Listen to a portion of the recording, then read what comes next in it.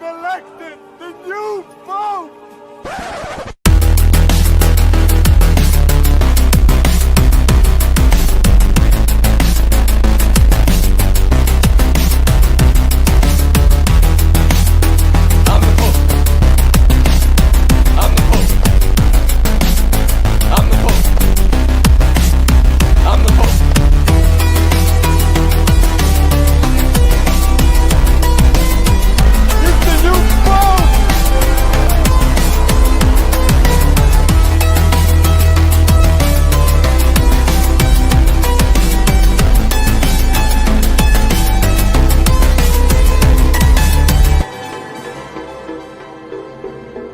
What the hell? Welcome to World Class Bullshitters, the epitome of pop culture. I'm your host, Jeff Hicks, and with me tonight is the one, the only, Dion Green. Baby, boys and girls, children of all ages, if you see the black smoke, don't be alarmed. It's just me. Good. I can sleep better at night. That man chuckling in the background is the Bombay bad boy himself, Big Red Nick Utah. We should call Dion Green Father Green from now on. All right, Bless Father you, Green. my brother. Bless you. It goes both ways. And finally, folks, American Ramrod, Coach Kendo Slice. We can't hear you. Oh, muted. If you ever think you're having a bad week, just things aren't going your way, at least take solace in the fact that your team was not in the playoffs, leading the game by 2 goals with 1:56 left, only to let the last tie give up a goal, then a tying goal with 1.5 seconds left, only to lose in double overtime. That's why if my kid picks a different hockey team to support, say the Chicago Blackhawks, I will have no problems. But you're saving yourself a shitload of misery except 1 year and 53. So, but we have something special tonight. There is not often that we get to break new ground and have a memorable moment on this show. Think of episode 8's live stream or the David Beckham 50th birthday spectacular. Oh no, we have something even more special, more spectacular. In fact, we have a new pope, not Catholic, don't really give a shit. However, that pope is American. And to celebrate the American spirit, once again taking a W somewhere in the world, we have tonight the premiere broadcast, wonderful thing, a review in live time of Hulk Hogan's Real American Beer. Yeah! Oh, yes. Hulk Hogan's Real American Beer, proudly brewed, proudly serving the real American spirit, light beer, Hulk Hogan's beer. It says that America's at its best when united. And if there's one thing we can all agree on, it's the simple pleasures of sharing a beer. That's why we started, it's hard to read this, it's silver on silver, Real American Beer to bring people together one beer at a time. Signed, Hulk Hogan, the possible racist. So we're going to go ahead and pour some of this beer. Yes, Real American Beer, the Real American broadcast premiere of a live beer review to celebrate the American Pope on World Class Bullshitters. It is, yeah, look at that. It is a nice yellow color, got a little bit of foam. Let's see what this bad boy tastes like.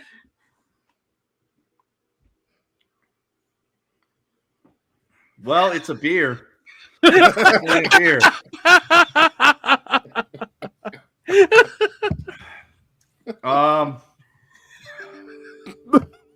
Well, let's see. I'm trying to think of what it tastes like. And I don't want to denigrate anything like, Busch Light by saying it tastes like that, because that's way better. It tastes like a light beer, which it is, that may have been brewed by the Milwaukee's Best Corporation. To say it's brewed and bottled by the Real American, La Crosse, Wisconsin, and under special agreement, Chicago, Illinois, Stevens Point, Wisconsin, St. Paul, Minnesota, Clearwater, Florida, and Denver, Colorado. 4 grams of carbs and less than 1 gram of protein. No grams of fat, 110 calories. It's a Real American light beer. Not as light as Miller Lite, which is only 98 calories and tastes better. Well, brother, when you're dealing with Hulk Hogan. Wait a second. Guys, I suddenly feel like fighting for the rights of every man. Because something just came crashing down, and it just hurt inside. And I'm not going to let it slide. Somebody call the ambulance. He's having a heart attack. You know, it's That's the kind of heartbeat of funny. America, brother. You've said America so many times today. I actually had an American button. You know what? I guess now's the perfect time to play it. I hope it doesn't ruin the show.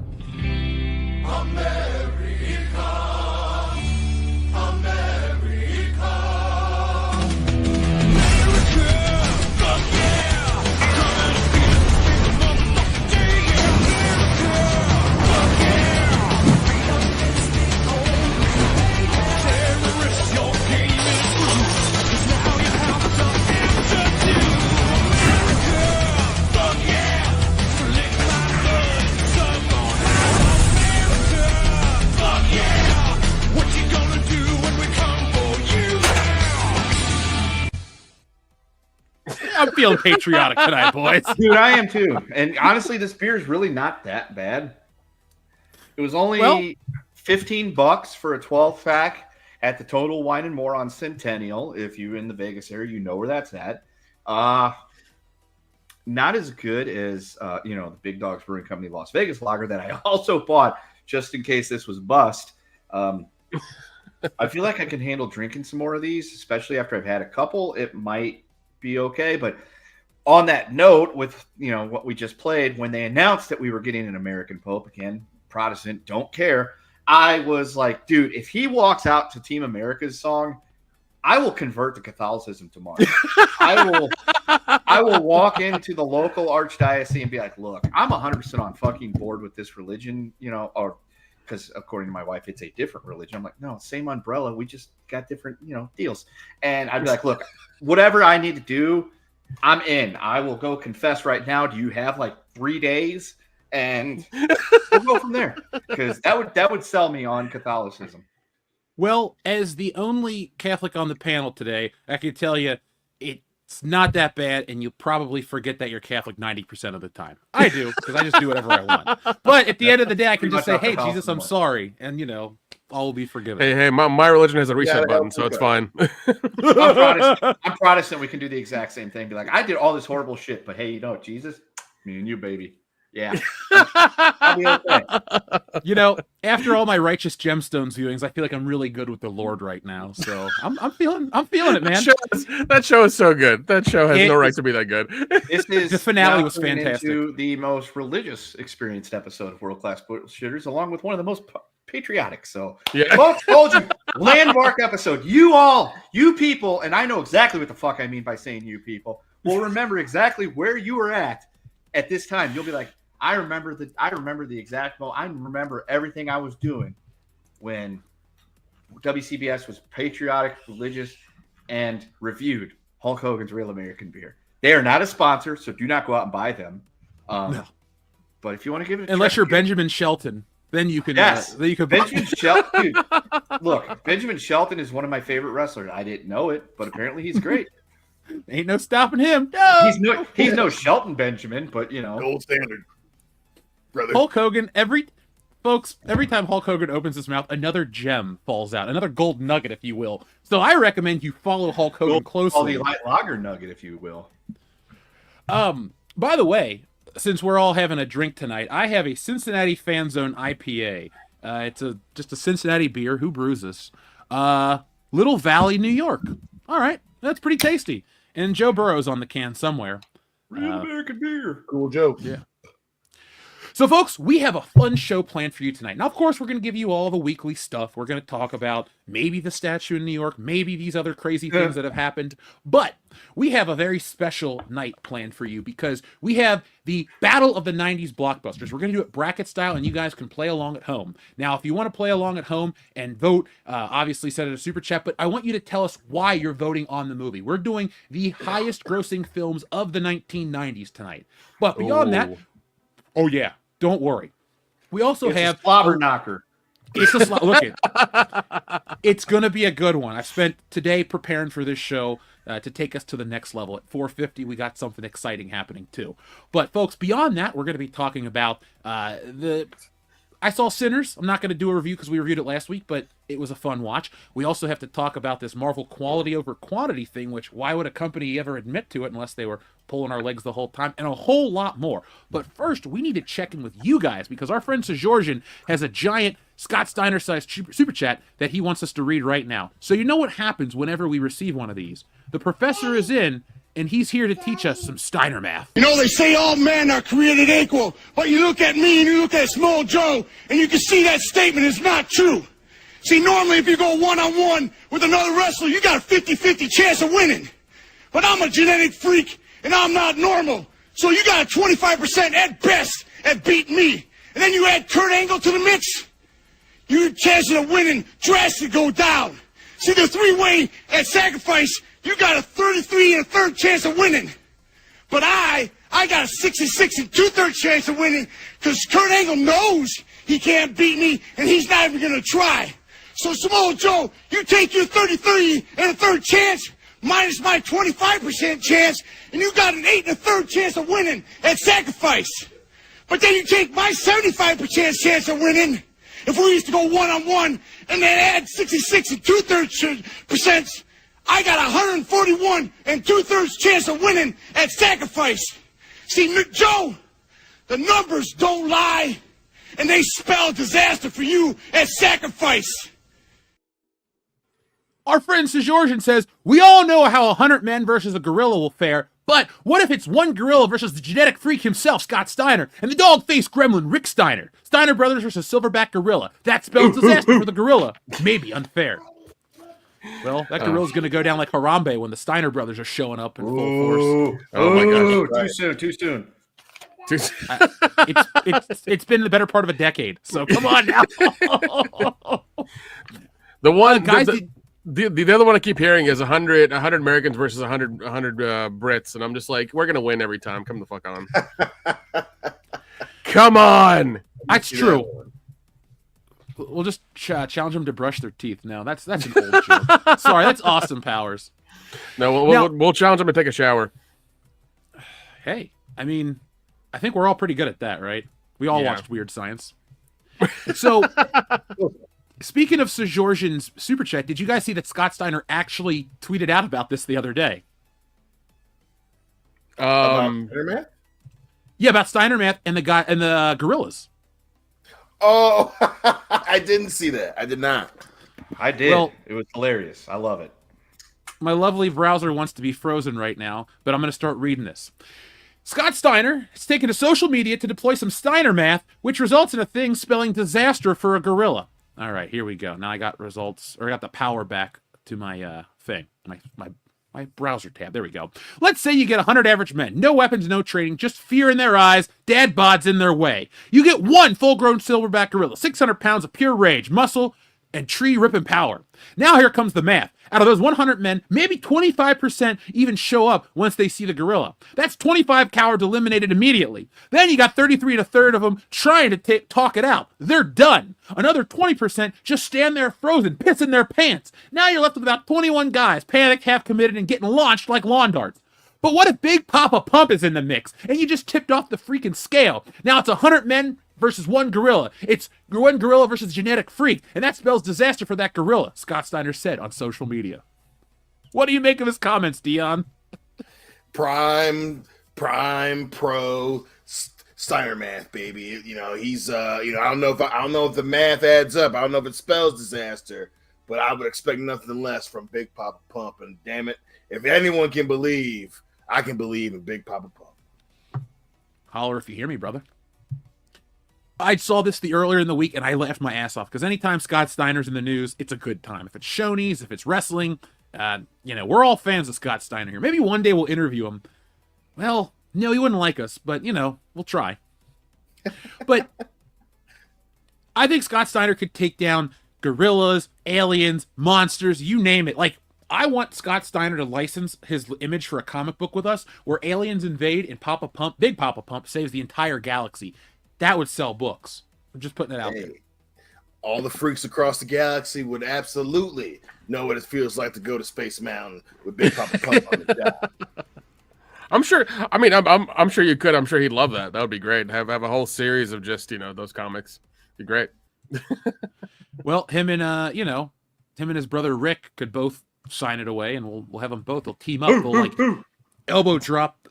Dude, I want to see Scott Steiner versus Godzilla. That would work too. Dude, I would if they released a movie, like if there was a trailer that came out and it was, Godzilla walking around doing his Godzilla shit, and all of a sudden you look and there's Scott Steiner. Obviously, it would have to be him playing himself, and they would have to euthanize him a little bit to make him fucking Big Papa Pump from like 25 years ago. So I highly doubt he's not on the roids anymore to where he's looking like that. But if it was, and it's like looking there, and he's wearing the chainmail with the sunglasses, and you hear that siren sound playing, and little Petey's rock standing there right there behind him, I am like, how do I advance buy these tickets? Yeah, like that. That's what God He's excited. Listen to that. Kid has good taste. I have to. Your kid sounds like he's at a Beatles concert circa 1965. He's pumped. He's ready to go. They better shoot that damn thing in IMAX, though. They better shoot the damn thing in IMAX. That's all it'll be shot in, dude. Like, if it's not there won't be anything but IMAX showings, because you got to get Scott Steiner's biceps on frame. Like, you have to have a wide angle lens for that.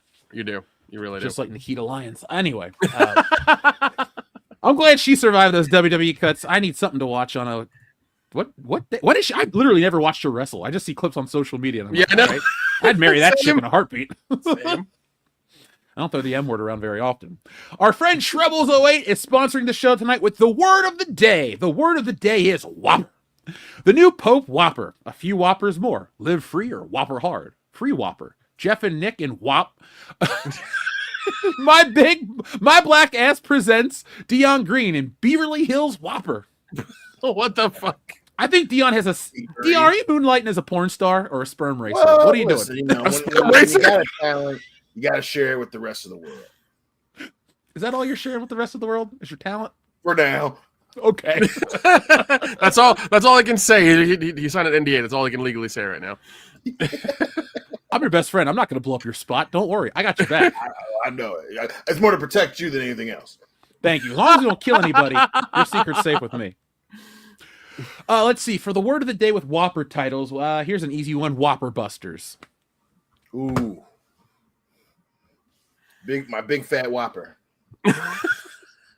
Is it Greek? Then it's ethnic. It can be. It's got like tzatziki on the Whopper and some feta. Yeah. It's a lamb burger. lady serving that calls me Poppy. No Whopper for old men. Hot tub Whopper machine. How about Whopper? Sisterhood of the Traveling Whopper. Yeah. You better get that looked at. They'll have Whoppers. Ooh, they have candy? I'm hungry.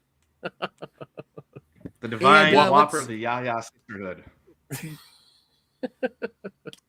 My left Whopper. Whopper of the Dead. Ooh.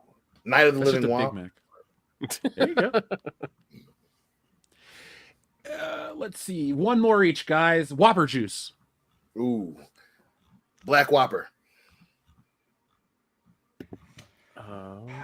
Don't be a Whopper in South Central while drinking your juice in the hood.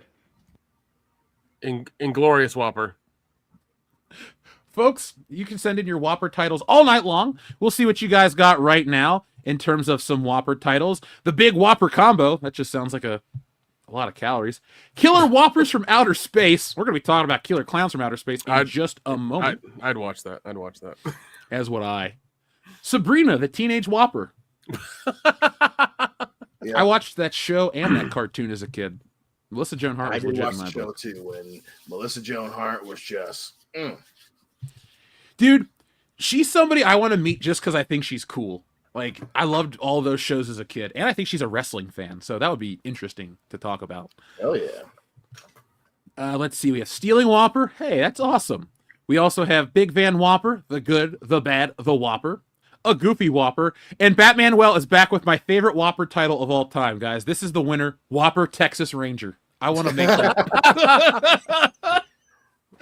So, folks, keep playing all night long. We have more fun and more games coming your way. We're going to check in with you guys in just a second. I wanted to give you guys a quick update. So, I have shipped out Wokebusters to Indiegogo, to Kickstarter. And now if you go to wokebusterscomic.com, you can buy it directly from the site. The same site that's powered by Shopify. So if you're like, man, I really want to read the book, well, I have good news for you. When you buy from me on Shopify, I usually ship out a book in about 18 hours. So get a copy now, and it'll be shipped out tomorrow, and you might have it by Monday morning.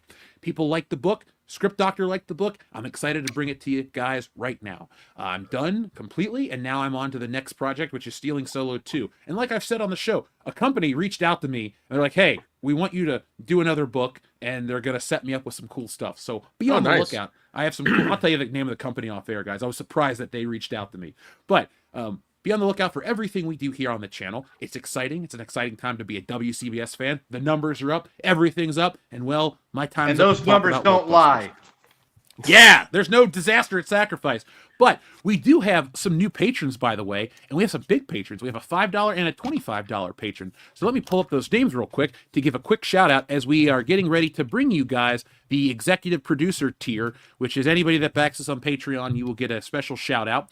We also have our friend Lester San Jose became a $20 patron. Thank you very much, Lester, for that wonderful support. We appreciate that. And thank you to Adam Wofford for joining up as well. We appreciate you, my friend. So, folks, we have multiple tiers, fun stuff, and it all goes back into the channel to help us do some cool stuff. Now, what you're going to get on Patreon next month is Nick and I have been we're going out to Astoria, Oregon. We're going to go visit the Goonies headquarters, aka the house that Mikey lived in. We're going to check out the town, but we're going to bring you a very special mini documentary about the last blockbuster ever. I know, I'm excited too. But if you want to see that, folks, the only way to check that out is to be on our Patreon page. The last blockbuster that we're going to ever find on the face of the earth is in Bend, Oregon, and we will be there in about a month. Yeah, we have, and we're also going to go around there doing a bunch of other fun things that about movies that we love and things like that. Because I think Astoria has shot a couple of movies that we really like, and the locations aren't very far apart. So that's going to happen as well too. Does anybody like Animal House? We do. We're going to Faber College. So oh yeah, join us on Patreon. That's the only place you'll get to see it. Nick, we have to get college T-shirts to wear as we walk around. We have to look like the biggest assholes on the planet. Fine, I'll get a U T-shirt or maybe a UGA T-shirt or something, and bring it with me. I'm just gonna rock my Michigan State sweatshirt, which I don't own. I'll go buy one. There you go. Our friend Shrubbles08, thank you very much. He says Kendo should have been the Pope. New button, please. Kendo, Are you holy enough to be the Pope? I think it's a no. So while we wait for Kendo, here's a new button. White smoke! They've elected the new Pope! It's the new Pope!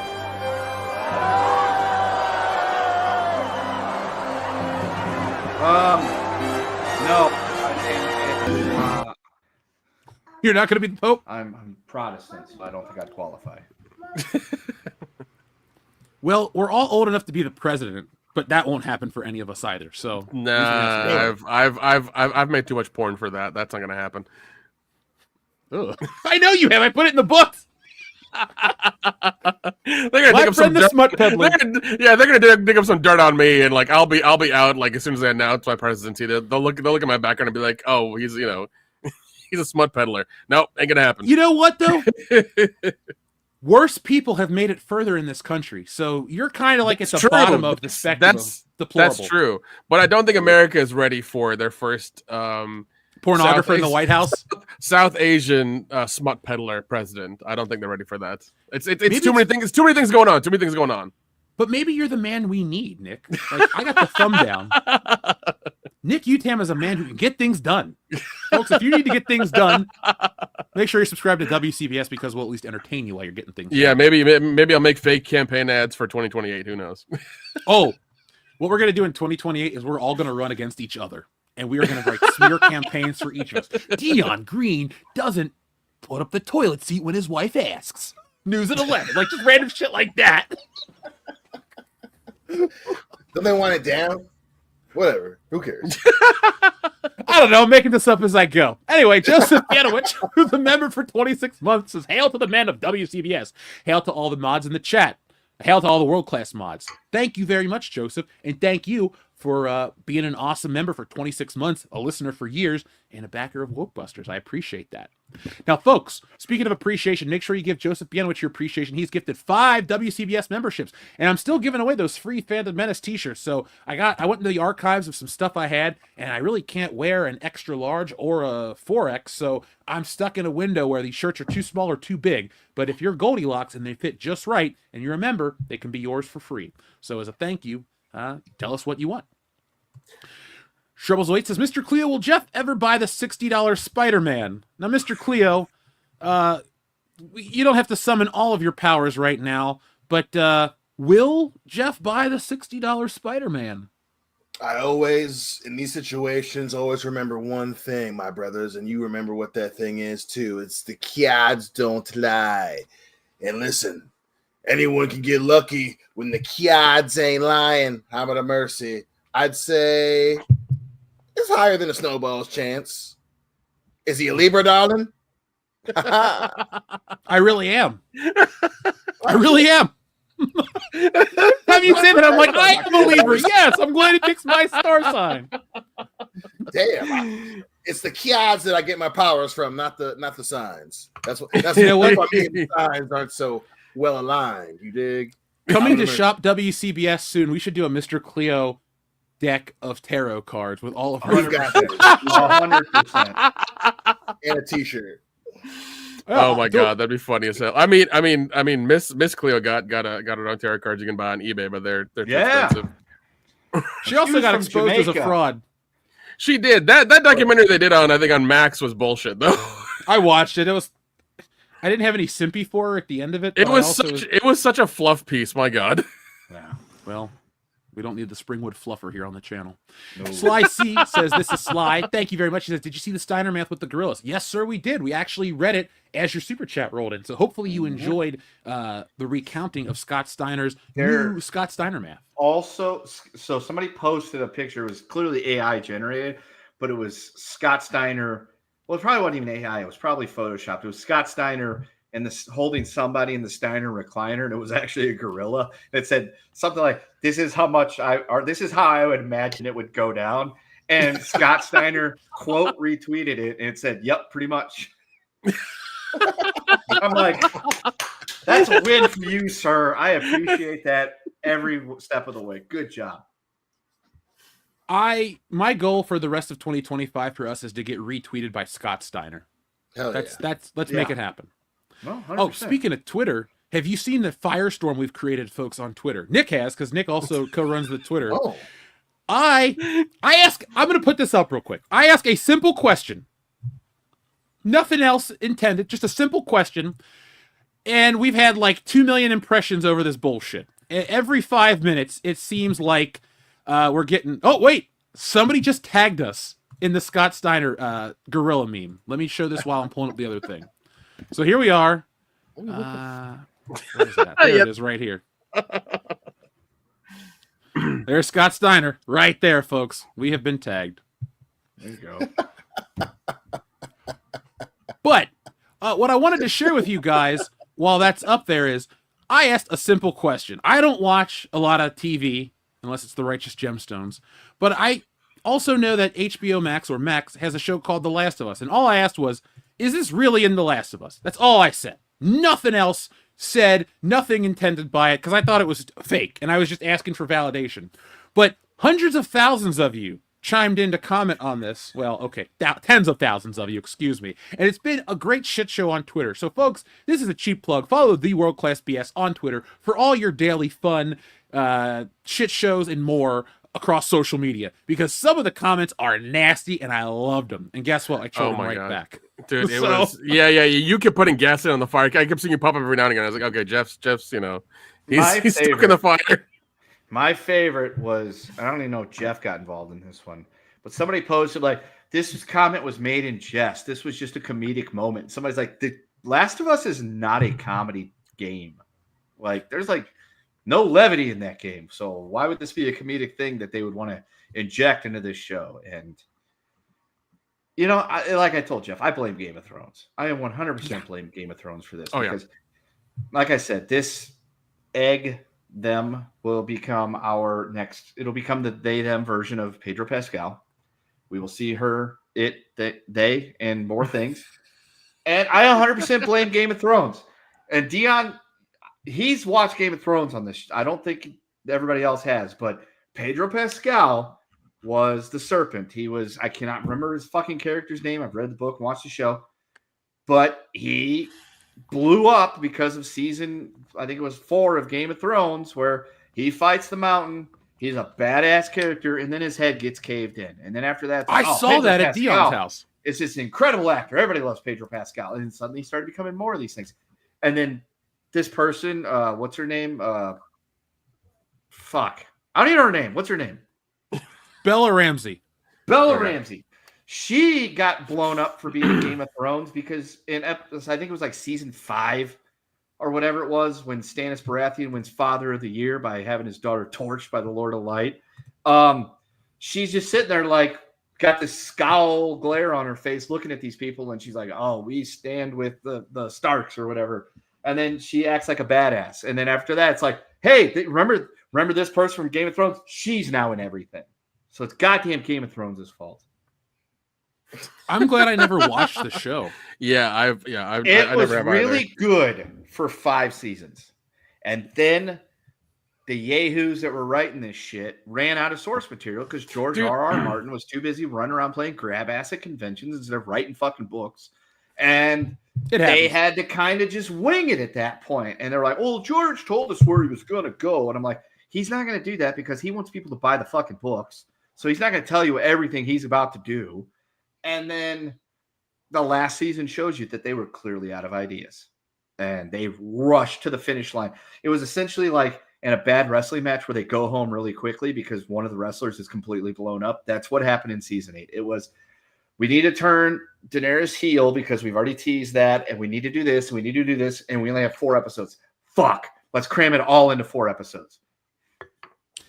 It was such a hot topic that we threw up one video about Game of Thrones right when that happened and got hundreds of thousands of views on it. So, hey, thanks, Game of Thrones. You bought me a cheeseburger once. I don't know. But it's one day I might watch it, but probably not. That's all I can say. But I just wanted to share with everybody. I don't want the disappointment. That's exactly, because it's kind of like you know where you're going with it and you just don't want to get there, because if you had no idea what season 8 was, like it happened, it was in a vacuum. No one bitched about it on the internet. You didn't have 150 million videos dissecting season 8 of Game of Thrones, stuff that you may or may not have, come across. You could go into it eyes wide open, no idea of what's going on, and you could watch the entire show. And you might get to the same place that everybody else has gotten to with how season 8 went. But you already know from hearing us bitch about it and hearing everybody else bitch about it. The cat is out of the bag. The horse has left the barn. All those cliches. So if you sit down and watch it, you could be like, man, this is a really good show. This is a really good show. Wow, this is a really good show. And then after season 5, be like, oh, this is what they were fucking talking about. I see it now. I'm going to see what, oh, yeah, I got it. And then you'll get to season 8 and be like, I don't even need to watch this because I know it's going to be fucked. And that would be your watching experience of Game of Thrones. And the only thing you'll have there is nothing but a tinge of like regret and aggravation for 1, wasting your time, and 2, for them not paying it off better and not doing a better job with it once they got off the source material. Yep, they wanted to run off and do Star Wars. Yeah. And they got fired because they shit the bed with Game of Thrones. Yeah. I have no sympathy for those guys either. But Benohoff and Weiss, we don't miss you. They're worth millions of dollars. They'll be fine. They'll be fine. You know who we don't really hear from very often these days, and I'm not complaining because I wasn't a fan of the guy, is J.J. Abrams. He fell off the face of the earth. The flat earth. Yeah, well, he there we go, boys. 1, 2, 3. Let's do it. Flat Earth. Yeah. All right. He got lampooned. He got lampooned really hard for episode 7 by Star Wars and other people that were like, this is just a remake of the original movie. And then he got raked over the coals even harder for episode 9. No, not even just being derivative, but a massive pissing contest with the previous movie. Like they went out of their way with episode 9 to piss on and shit on the previous film to the point where it's like, this just comes off as just an extremely petty reason to make a movie, just to completely refute everything in the previous movie. It's what the hell happened to Star Wars? Greed. Greed. It was greed is what happened. And stupidity. I was going to say a word that starts with R, but I don't want to get us in trouble. Regressive. That's the right word to use. Regressive. Yes. I'm sure J.J. Abrams is working on 8 more like Cloverfield spinoffs or something. That's what he's working on because Yeah, he loves gonna those. need something because studios are not. I mean, Dude, I spent the last week and a half at the Atlanta Film Festival and like hearing all these like professionals and executives talk.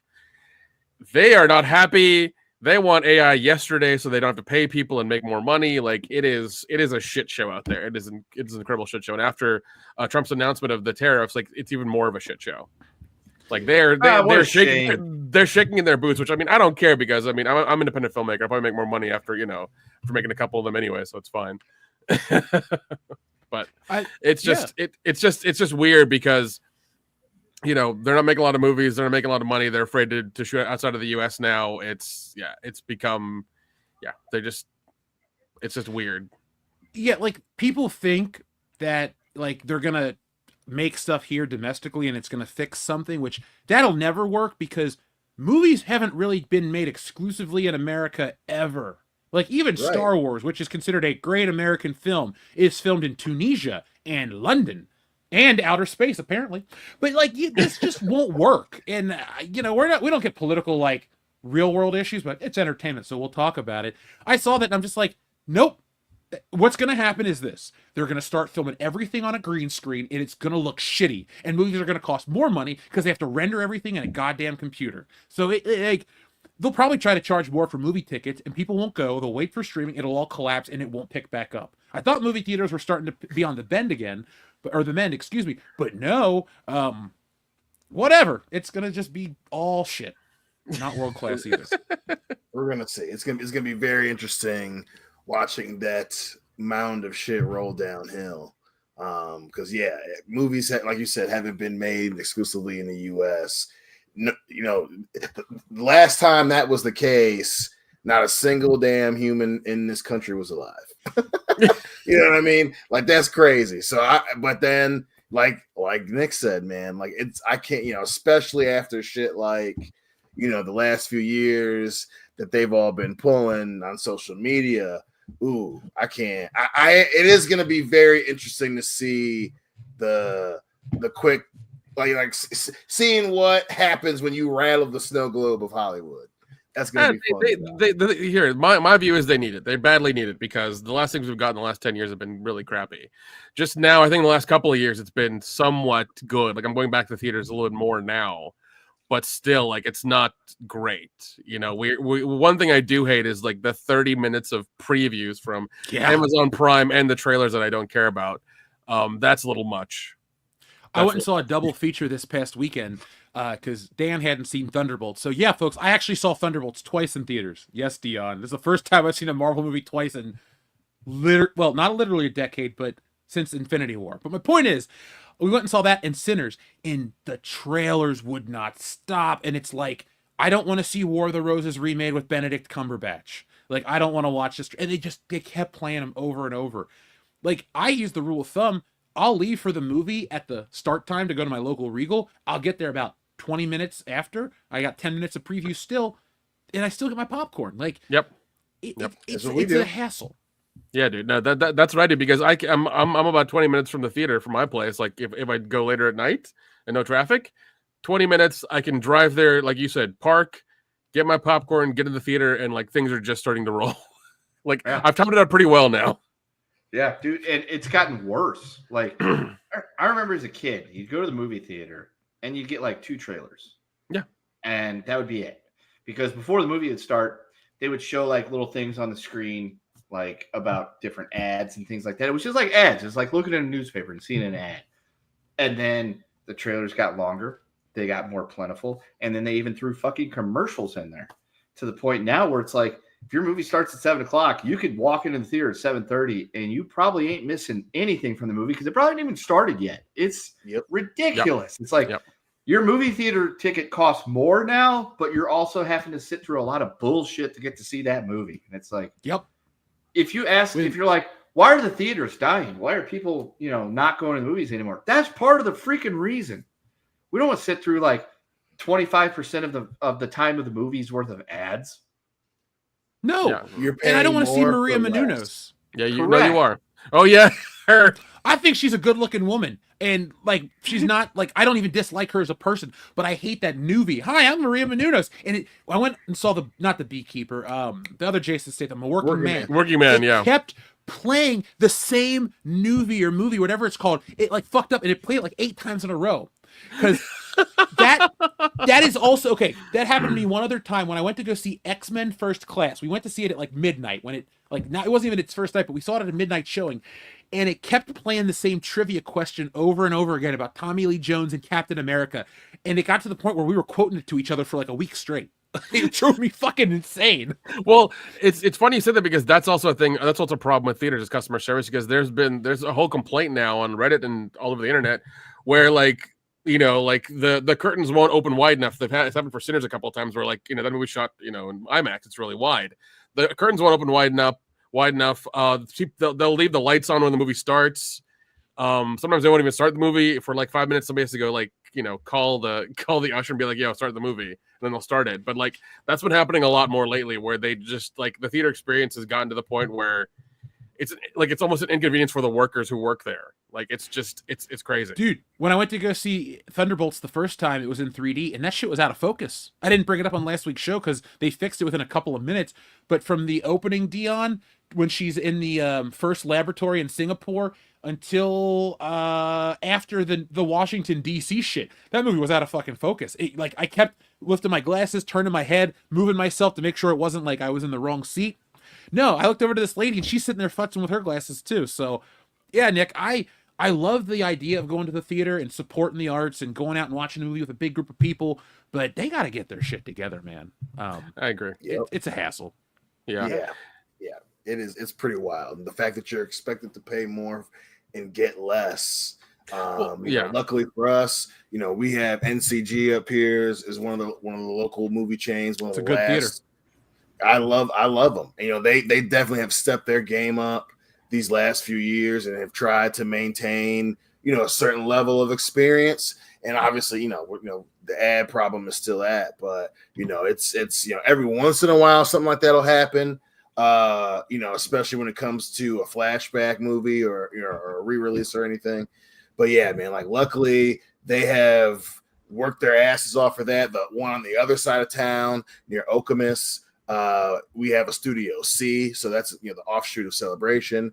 They have they're smaller, but they make damn sure they try to make sure that the experience is really, really nice. We typically don't do that more so until the summer. But yeah, man, I can't imagine being a lot of other theater chains, whatever's left of them, the shit that they're going through, because it's like no one wants to pay for really good service anymore. And even if they do, it's, they're focusing on as cheap as they can go. So a lot of them are high school kids. They don't know any better, and that shit's rough. And especially now, man, I don't know what the hell they're going to do. Hey, Dion, do they still have MJR up there or is that gone? That's gone. Oh man, I miss. It's more fun at MJR. I got it. I used to go to it was either in Waterford or Novi. That was like my thing. Novi. When I knew a girl not from Novi, but she was a bitch though. No, probably a different girl than I knew who wasn't from Novi, but she was from Milford, and so like she was a senior in high school. I was a sophomore in college, so like on days I didn't have class, it's like I could do whatever the hell I want because she's still in school. So I would go to movies and shit, and it was more fun at MJR. That's where I learned about unlimited popcorn and soda was MJR. Nice. Luckily, we have that at my local Regal and AMC. You can get refills. So I usually just get a popcorn and then take one to go, even if I don't eat it. It's just the Do principle you of do taking you more. do you do the VIP thing a lot at Regal, where you just get free popcorn and drinks? I'm like a rewards member. This is not an ad, folks. I'm sorry. We'll move on. But yeah, I have Hey, it's a business expense for Regal Unlimited, so I can go to a movie every day if I wanted. Oh yeah. No, because I know that the VIP thing is fun because you just walk past everybody else. You pick up your popcorn and get your drink and you go inside and like it's done. They're really nice to me at my local Regal. That's good. Not so much at AMC. But they did let me. They fucked up. Their computer messed up, and they let me go see the Thunderbolts a second time for free. So I may have seen it twice, but I didn't pay for it twice, and I got a free keychain. Yeah, I always hear that from my brother. They're always having problems with their computers because they refuse to they'll buy more sites, but they'll never fix their software for like POS or anything like that. They will never fix any of that stuff ever. It's terrible. They're all POSs, if you ask me. Our pal, Dean H., who's been a member for 26 months. Dean, thank you very much. He says, I finally got the email about my copy of Wokebusters having shipped. Been waiting a while. I can't wait. Dean, thank you very much. I'm excited that you're excited, and I know you're going to love it. Folks, they're gone. I've shipped them out. I'm excited. It was a nice day. But Dean, thank you very much for backing Wokebusters on Indiegogo. Wrestling with Horror, another man who has a couple copies of Wokebusters. He says, I think WCBS should come to Super Shogun in June. Something big is going to happen. Cheers to another great show, gentlemen. Dion, if you could sneak away for that day, I can make it up to Super Shogun to watch our favorite wrestler wrestle. Ooh. I like the sound of that, sir. Give me the date. Wrestling with Horror, because I am going to Origins, have a new business thing I've been involved with. So we're going to Origins in Columbus in June. But other than that, I'd like to make it up there. Yeah, or let me know what day your Super Shotgun thing is, because I will be back in the great state of Missouri for about 2 weeks in June, and I could theoretically make it up to the land of no, that's Minnesota, the other land of lakes. And do that over the cheese, the margarine. And so if you want to send me a message, because I know you have my cell phone number and we talk every day, Peter, you can go ahead and send me that and let me know when Super Shotgun 58 or whatever it is, and I can try to make that arrangement if I'll be home during that part of the month. Did you see the picture he posted where his earring got torn out? Yeah, I did. It's like, why would you wear an earring while you wrestle, Peter? That was a little rough. I was like, damn, man. Hey, luckily his adrenaline was up because he also said that he didn't feel it. I was like, yeah, but how bad that son bitch hurt the next morning is what I was gonna say. I bet you felt that son bitching thing after you got back behind the curtain and about an hour later and in the showers with those other dudes, and you were like, damn, why am I still bleeding? Oh yeah, that guy ripped my ear. Pete, stop wearing jewelry in the ring. That's why you're not supposed to wear jewelry in sports. That's true.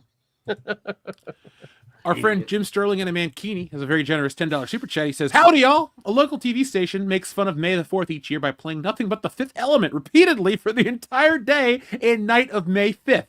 What's the best mocking of that day you have seen? That is easily hilarious. The time I posted a May the 4th be with you, and it was the Star Trek cast, and people ripped me up and down. They were so pissed that I would cross the streams of Star Trek and Star Wars, and I'm like, how dare you? Shut up. Get over it. Stop it. It's a joke. Clearly, it's a joke. I have made a satirical comment, and you're not getting it. The hell with you. Yeah. I ask a simple question, and I get death threats. You make a joke, and it goes over like a lead balloon. The internet is garbage. Why would anybody use it, including us? Why are we on the internet, guys? Because the internet surrounds us. People. The internet surrounds us. It binds us. It guides us. Oh, wait, no, that's the fourth. It penetrates us. Some ways better than others. Yeah. I think Obi-Wan asked for consent. I did. May the 4th doesn't really mean much to me because I like the original Star Wars. So the other day I put it on like on the 6th of May. Day? Yeah, the 25th is Star Wars Day. So I'll celebrate it then by rewatching the movie. But I did rewatch the first one on disc the other day. The picture quality's solid, and I remember why I loved that shit. I don't think about the new stuff anymore. I just hone in on the original two. maybe Return of the Jedi on a good day. Dion, we should get drunk and watch Return of the Jedi. We should, but if you keep acting like it's the redheaded stepchild or something, I don't want to have to take that shit personally. Look, what I mean? The Golden God is in that one, and he saves the fucking day. Buddy, if Star Wars is a 10 and Empire Strikes Back is a 10, Return of the Jedi is like an 8. That's not a bad score. Wow. not like a 9.8, but an 8. It's a great movie. It just, the first one has the emotional high, and the second one has the great twist and the best lightsaber duel. Yeah. But the third one's great. Like, if every movie was as good as Return of the Jedi, there would be no bad movies.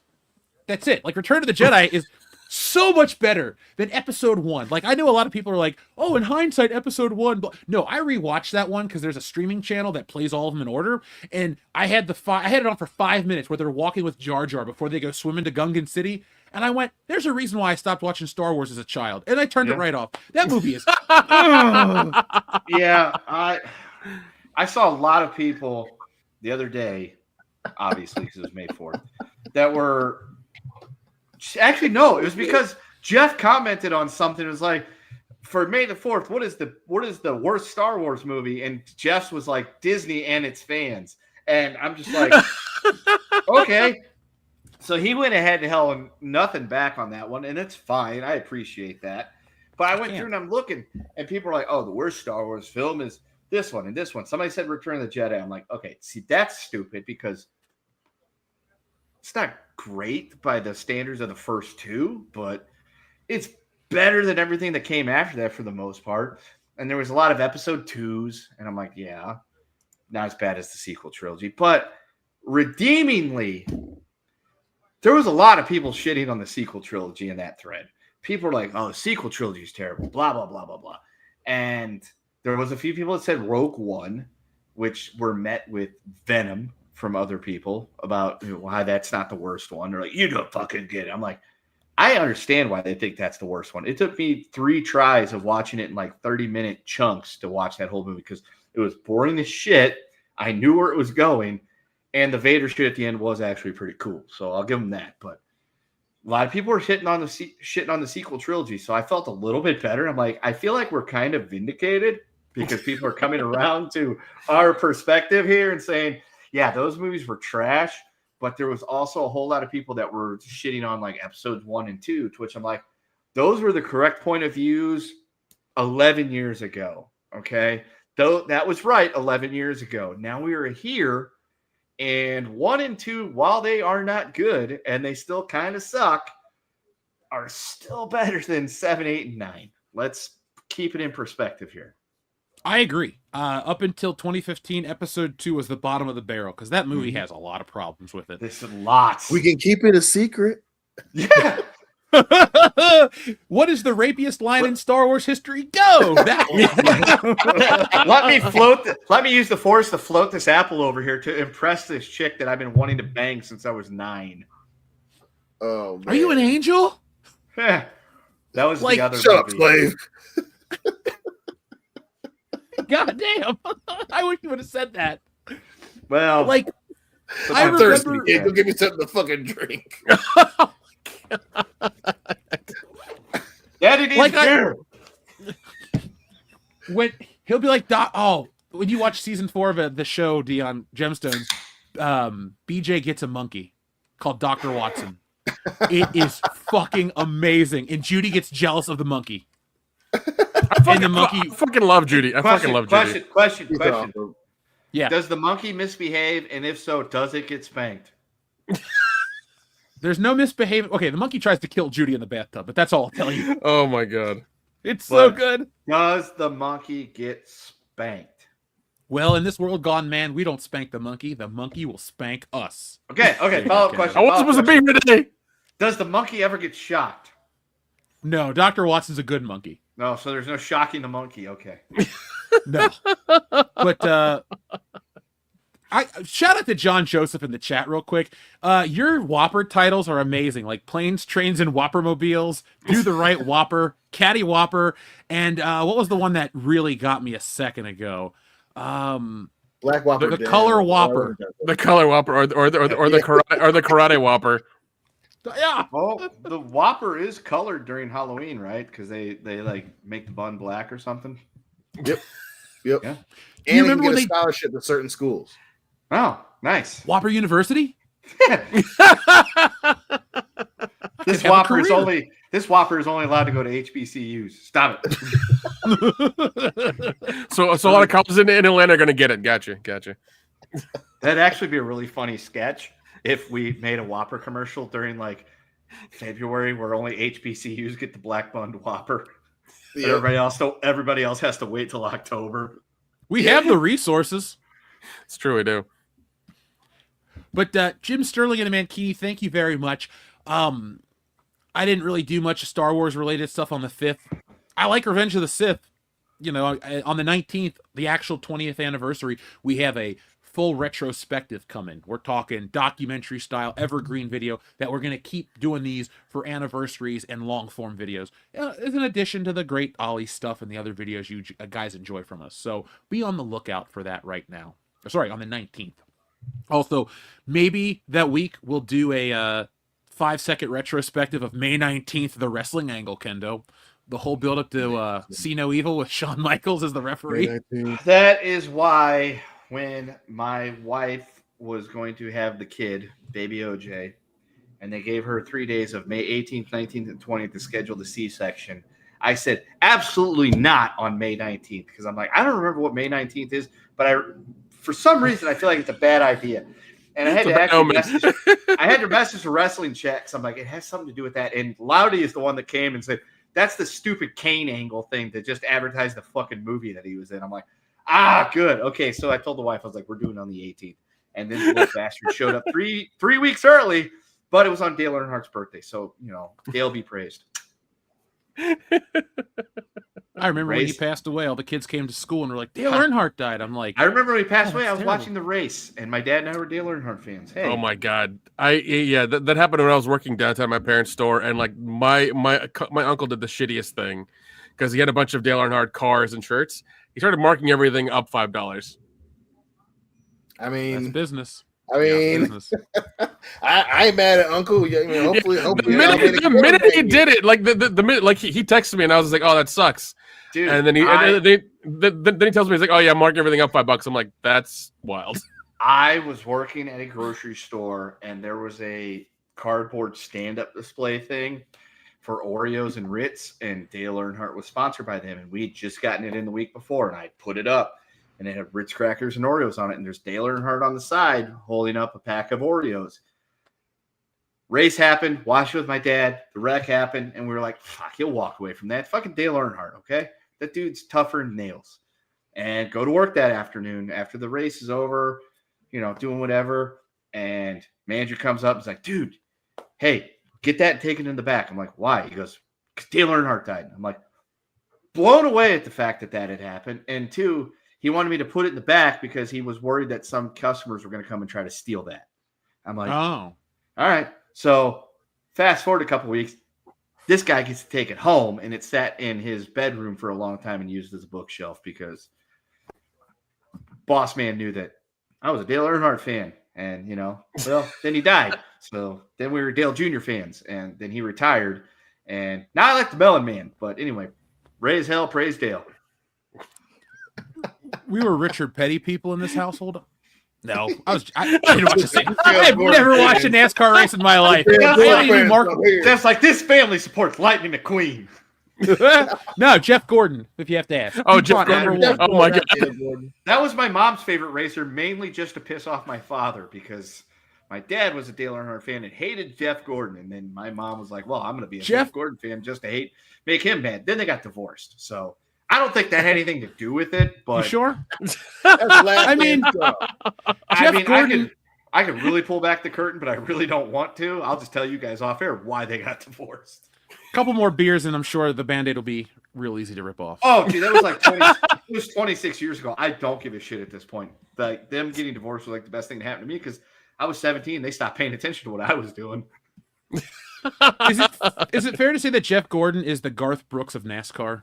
Like he's really popular, but just really like, eh.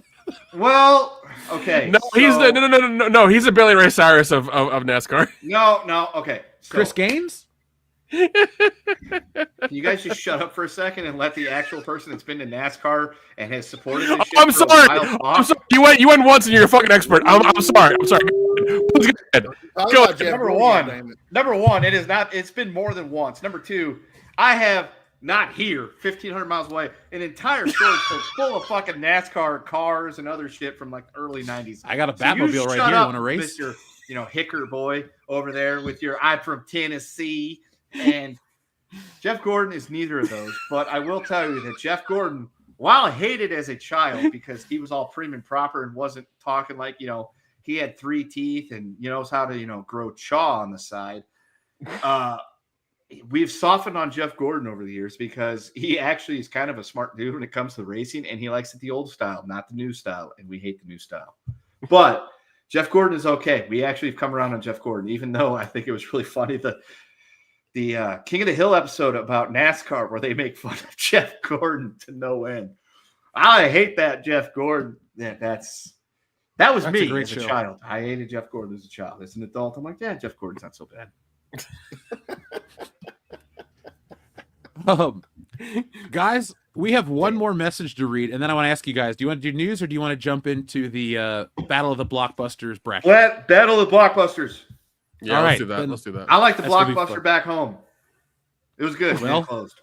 Well, the Blockbuster in Bend, Oregon, will be visited by us in about a month. So, I folks, feel like that one wins by default because it's the last Blockbuster. right. Last man standing rules. Yeah, it wins. Nick, just our luck, it'll have closed the day we get there permanently. Oh no! I'm keeping an eye on the social media and the website and everything. I'm making sure that it's just like it's not going to be like, sorry, we're closed today. Like, motherfucker. Just your luck. They've gotten rid of all the movies. All they do is sell candy and popcorn now. And so they're like, you can come in and you can look at the boxes that we used to have for the films, but we really don't carry them anymore. It'd be cool if they had an adult section at Blockbuster. That'd just be a weird, dude, that would be so weird. Did they ever have an adult section at Blockbuster? No, they used to censor movies and shit at Blockbuster. Okay, because I was going to say, I've been to the Blockbuster back home. I can show you the building it's in. It's actually, I'll take a picture next time at home. It's actually a liquor store now that's run by, Indians. And but they have good prices. We know our demographic, goddammit. They have good prices on scotch. Like last time I was home, I got a bottle of Balvenie and a bottle of Ardbeg for like $110, and those are usually about $70 each. So I was happy, but I'm like, man, I remember when this used to be a Blockbuster, and that building right next door used to be the orthodontist I went to, and those don't exist anymore. But hey, thank you, Sanjeet, for this bottle of Balvenie that's usually like $75. Hey, life finds a way. We all evolve together forever. Whatever Triple H says. Overkill 161 has a couple Whopper titles. A couple are delicious. Driving Miss Whopper, fried Whopper tomatoes, Whopper Nights, and Whoppers give me horrible gas. That's not a movie. That's what happens. But number 3, please. It happens. One of these weeks, when we're all together, we'll do a live show. We'll pick a word of the day that's food-based. We'll order it at the beginning of the show, and while we're streaming, we'll eat said food. So it's like if we were together tonight, I'd hope it's pizza, because pizza's always the right choice. It always is. You can never go wrong with pizza. Pizza nights on Fridays. We'll just get a shitload of those creamy Sicilian pizzas and just bake the hell out of them. They are not a sponsor this week, but I have one in the freezer. I'm probably going to make it tomorrow. The thin crust carnivore, I ate that for dinner. God damn, that was good. I like their stuffed crust with pepperoni. I have not had that one yet, but their thin crusts are good. Their Detroit style was okay. I've had better though. It's called Dr. Detroit style here on this channel. That's a shitty movie. That's a shitty fucking horrible. Movie. That's horrible. I was trying to. I remember I found it one day and I was like, oh, this is Dan Aykroyd, and it should be good. No, that was a fucking mistake. He met his wife on that movie though, so it wasn't a mistake for him. Why do you hate love, Nick? Is it because no one cares about you? Oh fuck! God damn! God damn! Oh, I'm kidding. At least a couple of the people here care about you, Nick. I care. Jeez. Catch me on the right day and I care. So Hopefully you care every no Thursday. no day is what you're saying. You know, I'm gonna go ahead and take the fifth. 1, 2, 3, 4, 5. Overkill, here's your button request. This is like that scene in The Matrix. Now, you could take the fucking red pill, right? Spend the rest of your life jacking off, crying into your chai tea, green latte, what the fuck. Or you could take the blue pill. Or was it the red pill? Anyway, take the other pill and quit being a cunt. Which pill do you want me to take? Just quit being a cunt, that's what I'm saying. That's good advice. A lot of people need that advice these days. Quit being That's a cunt. very You good ain't advice. lying. Yeah, a lot of people need that advice. Like, it doesn't matter what pill you take, just don't be a, you know. Should Don't that be worry, our Phil. Twitter bio? Don't be a cunt. Oh, we can say cunt now? Great. Yes. I don't be know. a cunt. We're gonna use a VPN and Everybody send it. uses it online. That's my only thing about not putting it because everybody's got it in their bio. Well, at least all the bot profiles on Instagram got a variation of that. Well, Don't be a- Dion, Well, the then official thing is Put it backwards. Don't be a T-nuck. Okay. I'm sure nobody will get that one. Before we play our game, Mr. Cleo has one more question asked of him. Mr. Cleo, will Jeff make it to the last Blockbuster, and will Jeff open the P.O. box soon? I know the answer to both of those, but Mr. Cleo, what do the cards say? Listen, you with Hamid Mercy, you always gotta trust one thing in situations like this is the cards, and the cards don't lie. And the one thing that I always remember when it comes to questions like these is as sure as the sun setting in the west. Or another question you can ask yourself, because if you're a Libra, darling, you already know the answer, and that's simple. It's a simple thing. It's a pig's pussy pork. In this case, yes, it is. The cards and the pork pussy don't lie. Hamid Mercy. Does it bet its head? These have been the wise words of Mr. Cleo. By the way, was that from Shrebbles 08? Yeah, the answer is yes. I'm going to have the P.O. box open because I want you guys to send us stuff. I just had to make sure that I, with my living space currently, could get Wokebusters out because before we take on new stuff at the WCBs headquarters, I had to get all those books out. So, by the way, folks, last plug for the book tonight. That shipment is mostly gone. So if you're on the fence, grab a copy because it probably won't come back unless the demand is super high. Then we got to do another printing, and that'll be crazy because I have to do a new cover, and we don't want to get there right now. But go to WokebustersComic.com right now and grab yourself a copy. I do think have you'll one enjoy request. For the P.O. box, instead of the P.O. box, it's the PO box. And I want all the fans out there in listener land, send as many Po boys to the Po box as you can. No, actually, don't do that. How about a gift card for Po Boys? Because I love a good That's Po even Boy. better. There you go. There you go. That's- Send us a couple of Quiznos gift cards. It'll be fine. That won't do you any good unless you live in like 3 places in this country. And I went to believe Quiznos on the way Cincinnati, back from Ohio is one of WrestleMania them. last year. They're in Pennsylvania. In There's Pennsylvania, okay. one in Oklahoma that I was thinking about going to on my way home because it's like 20 minutes off the highway. And then I was like, I don't care about it that much to spend 20 minutes getting off the highway and then 20 minutes back on the highway. I can put myself behind 45 minutes. I can't live with that. Sorry, Quiznos. Even though I do love Quiznos, I don't love I that. do. Time for a pop Quiznos. Oh, real quick, it's time to play our game, but I want to give a shout out to one of our mods, Miss Ninja Julian. It's his birthday, so happy birthday to Miss Ninja Julian. Happy Thank you for birthday, all. man. Yeah, Miss Ninja Julian has made his way out to countless hangouts when we were out west. He has been a huge supporter of the channel, and he's a good friend. So, Miss Ninja Julian, thank you very much. We appreciate you. Now, guys, let's start playing this 90s blockbuster bracket.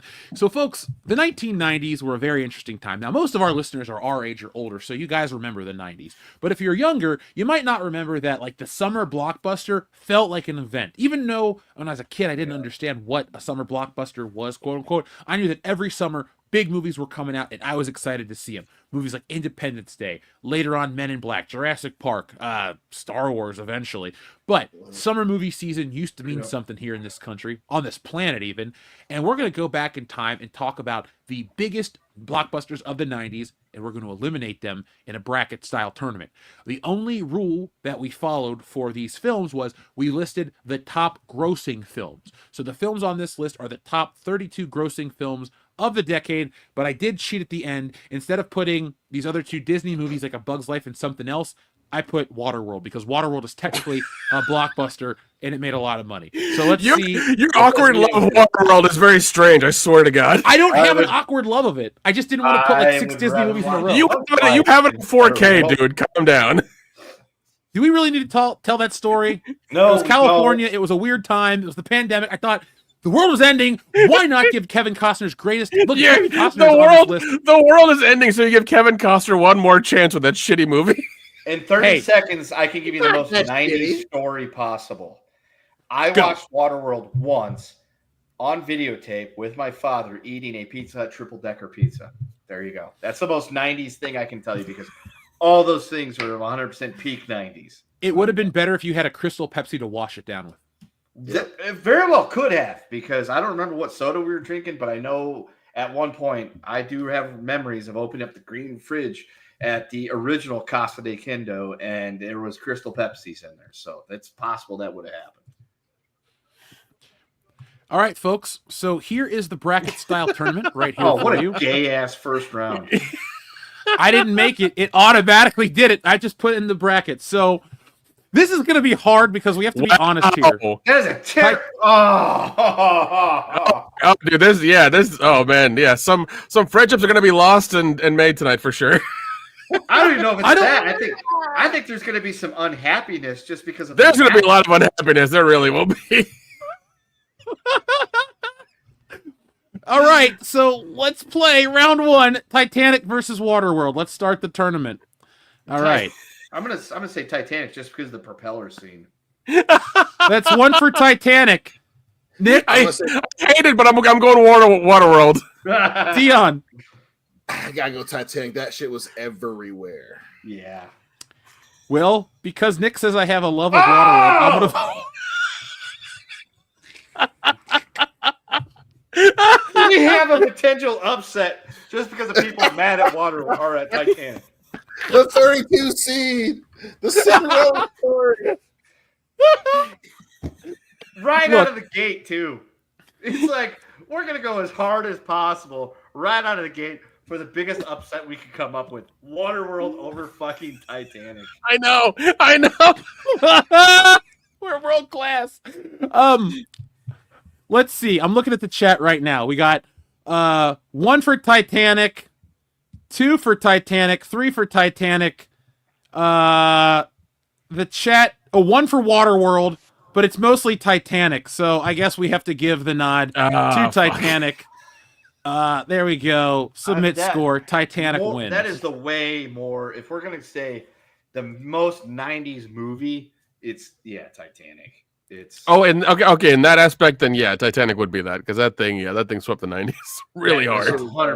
Like, dude, you can't mention the 1990s pop culture in any regard whatsoever and not have that fucking movie pop up. That's true. That's true. Well, let's continue on this wonderful bracket. Up next, we have Beauty and the Beast versus Twister. Twister. Well, I'm going to vote Twister too, and it doesn't matter if the audience votes Twister or not, it's going to win. But let's see what people are saying right now. People are still talking about Waterworld.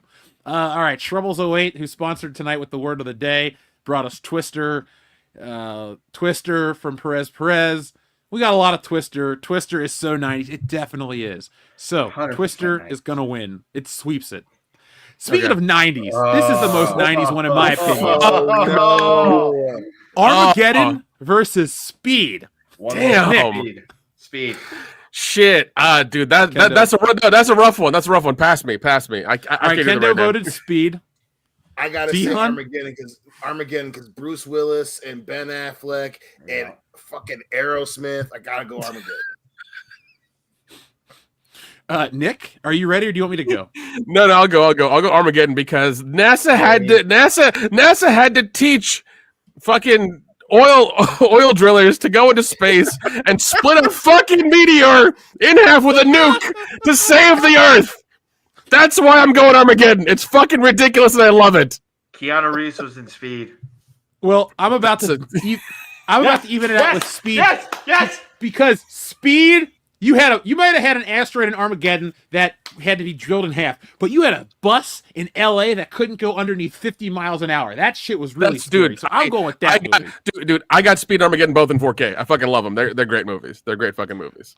I need to own Speed on some format. I don't know neither film. It's so fucking good. Speed is a guilty watch. Whenever it's on some streaming service I have, I'll fucking watch it. I love it.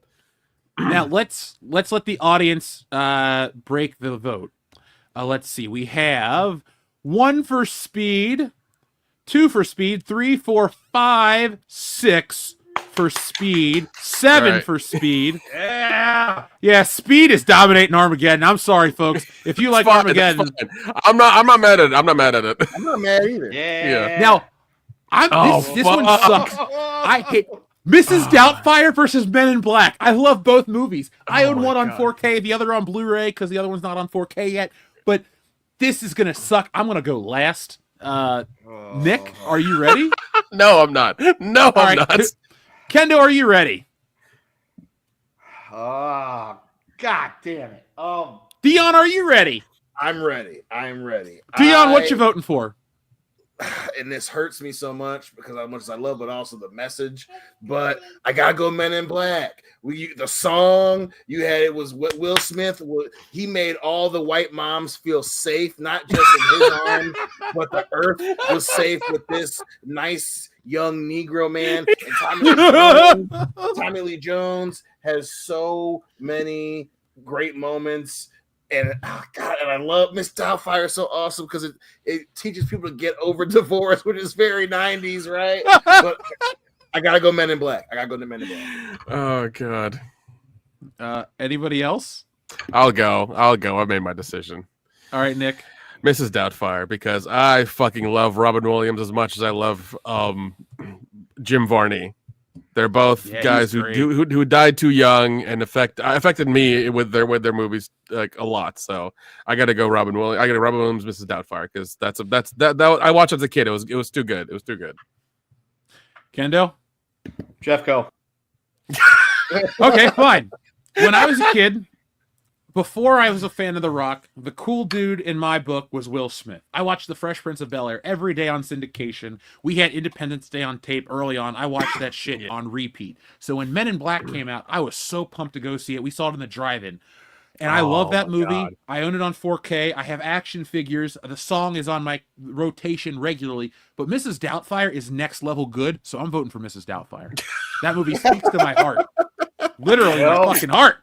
You know, sometimes you just need to find the guy that's willing to put around in the chamber and eliminate something, and I'm going to take Mrs. Doubtfire as well. Oh, talk about an early upset. It doesn't matter what happens with the vote. Movies are awesome, but if you took a gun and pointed at me and said, which one do you want to watch before we take you out? I'm watching Mrs. Doubtfire. Yeah. If that's the case, yeah, it's got to be Mrs. Doubtfire. Yeah, I'm with you right there. Men in Black, here we come. Dude, the animated series right now is all over Tubi. All 4 seasons are on Tubi right now. It's a wonderful cartoon. It's a fucking wonderful cartoon. Maybe when I'm done watching Lupin the Third on repeat, I'll watch some Men in Black. I love the cartoon so much. Crazy. It's so good. This is a crazy upset. I love Mrs. Doubtfire too. Fucking 007 is in it, but y'all are crazy. Dude, the run by fruiting joke is so good. God. And I'll admit, a little bit of my reasoning is Robin Williams was great. And to me, that and the Genie are his defining roles. And he just, like you said, Nick, like Jim Varney, he just had that warmth that came with his roles, and he was funny as shit. And he got not older that weird movie where he did the photo booth guy. That no, good. You should watch that because you want to be. I have watched that. You want to be creeped the fuck out. That's what he did. That so good. That's why it's like Jeff's like, oh, Robin Williams was such a warm and loving. No, not 1 hour photo. He wasn't. He was a weird motherfucker that poops in people's bathrooms. I don't like it. He also did one. He also did one with Al Pacino where he played like a murderer he didn't catch in Alaska, and like it was a wild movie. You know how I want to remember my Robin Williams? How? From Death to Smoochie. There you go. That's a good movie too. That's a good fucking movie. Rainbow fucking Randolph. That's what I want to Oh my God, Robin dude. Williams. I've been shot. Well, that movie is so goddamn underrated. It's so goddamn I underrated. love that movie. Oh my God, we walked in there. It was like Smooch Heil. Smooch. God, everything about that movie. Edward Norton, Robin Williams, peak acting career. That fucking movie. Edward Norton has a southern accent and he's a vegan. He's the most pretentious. If you have never watched Death to Smoochie, go watch it. I remember watching it. I had no idea what that movie was. My buddy Ben up in Michigan is like, you have to watch this movie. I'm like, this looks so fucking stupid. But he's also the one that showed me Super Troopers when I'm like, this looks so fucking stupid. And I'm like, these movies are fucking great. Yeah. That was one of the best nights watching those and then playing college football on PlayStation 2. And bought the DVDs the next day. Lost the Death of Smoochie DVD, but I will actually tonight, as soon as we go off the show, I'm going to buy it back. And I want to watch There you go. God damn. Folks, fuck the 90s. This bracket, Jeff, make it go away. Let's just talk about Death of Smoochie the rest of the night. No, we're going to continue on. Mrs. Doubtfire beat Men in Black in the first round. Ooh. Now, this should be pretty... Independence Day. Unbelievable. Independence Day. Yep, Independence Day. I'm voting... Yeah, we all voted Independence Day. Sorry, that's a speed round. That movie's great. This is a weird one. Toy Story versus Ghost. Toy Story. Toy Story. Ghost is great. And we went and they had the 30th, obviously, just happened. And they had it back at our theater and we watched it. I keep forgetting how, just how straight up, like, psychedelic Sam's death scene is. Yeah, it's weird. I love it because of that part. But it's not beating Toy Story. Ghost is a great movie if you're a chick or bent. He gets revenge for getting murdered, and he technically kills 2 dudes.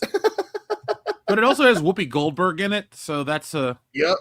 And she gives $4 million to the church or whatever. Oh, Saving Private Here's Ryan. a hard one, folks. Oh, the next shit. one. Home Saving Alone Private versus Saving Private Ryan. Damn. Kendo, did you say Saving Private Ryan? 100%. I love Home Alone. I watch it at Christmas every year, but give me Saving Private Ryan. That movie, okay. Saw that in theaters as a kid, 15 years old. Not much, definitely much younger than the actors in this movie, but around almost the same age as the men that were technically fighting in what would have been the Normandy invasion.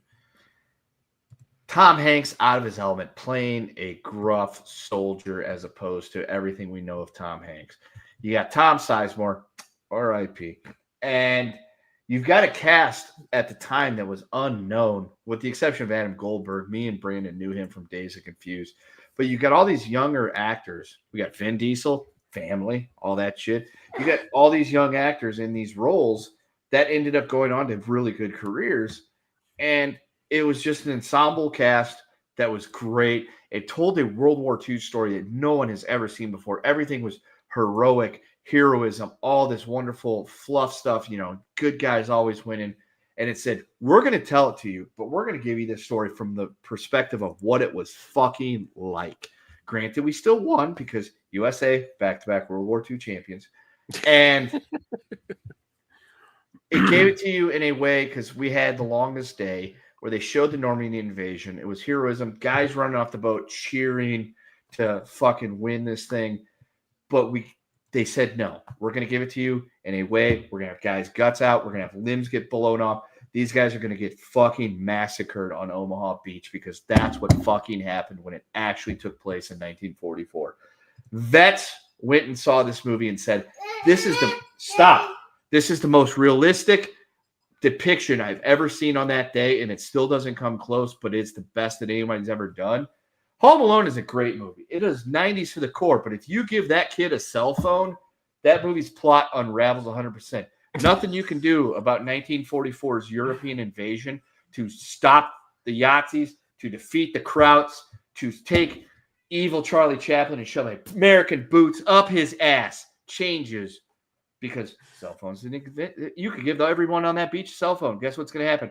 We're still going to get pinned down. We're still going to get shot by the fucking Germans, but we're still going to perspire. We're still going to blood. He fucked his mic up. And his mic got fucked up. All right. That was a heartfelt Hail Mary for Saving Private Ryan, and the chat is going nuts for it. It is. But I'm still going Home Alone. Yeah, all right. That was beautiful. I'm sorry. Much respect to Kendo and that movie. Well, I do love that, but I here is that I'm the only one on this panel that actually fucking likes America. What's more American than a little kid shooting a guy? Yeah, in the nuts. What's more American than a little white kid defending his house? I love laughing what at dude Home just Alone. got off some shit doing that? I love that movie. I really even do. his house. You put it up against Private Ryan. I'm sorry. I cannot turn my back on the Patriots and the men that fought for this country and defeated the fucking German. What does Tom Brady have to do with any of this, Kendo? I'm sorry. Maybe maybe his grandfather was Private James Francis Ryan from Iowa. I don't know. But I would like this to be note. Hey, chat, take note of this. I'm the only actual fucking. It's probably because I drink Hulk Hogan's beer. Exactly. I'm the only real American on this panel. It worked for me, brother. Private Ryan's a better movie. Hey, Kendo, I'm a proud anchor baby. Calm down, okay? Yeah, why don't you speak some more fucking German, okay? Hey, anybody comes against my brand, Yeah. you're gonna have to fucking come through me, boy. You kind Deutsch. I will Kevin McAllister your ass. He's gonna disappear up into the fucking Great White North. Come again. I'm gonna pull some Kevin McAllister. His Indian ass is staying. All right. Here's another battle that might go quick. Robin Hood, Prince of Thieves versus the Lion King. Robin Hood, Prince of Thieves. Is that the cartoon? Kevin Costner. Oh no, fuck that. No, Lion King. Lion King. I love Robin Hood.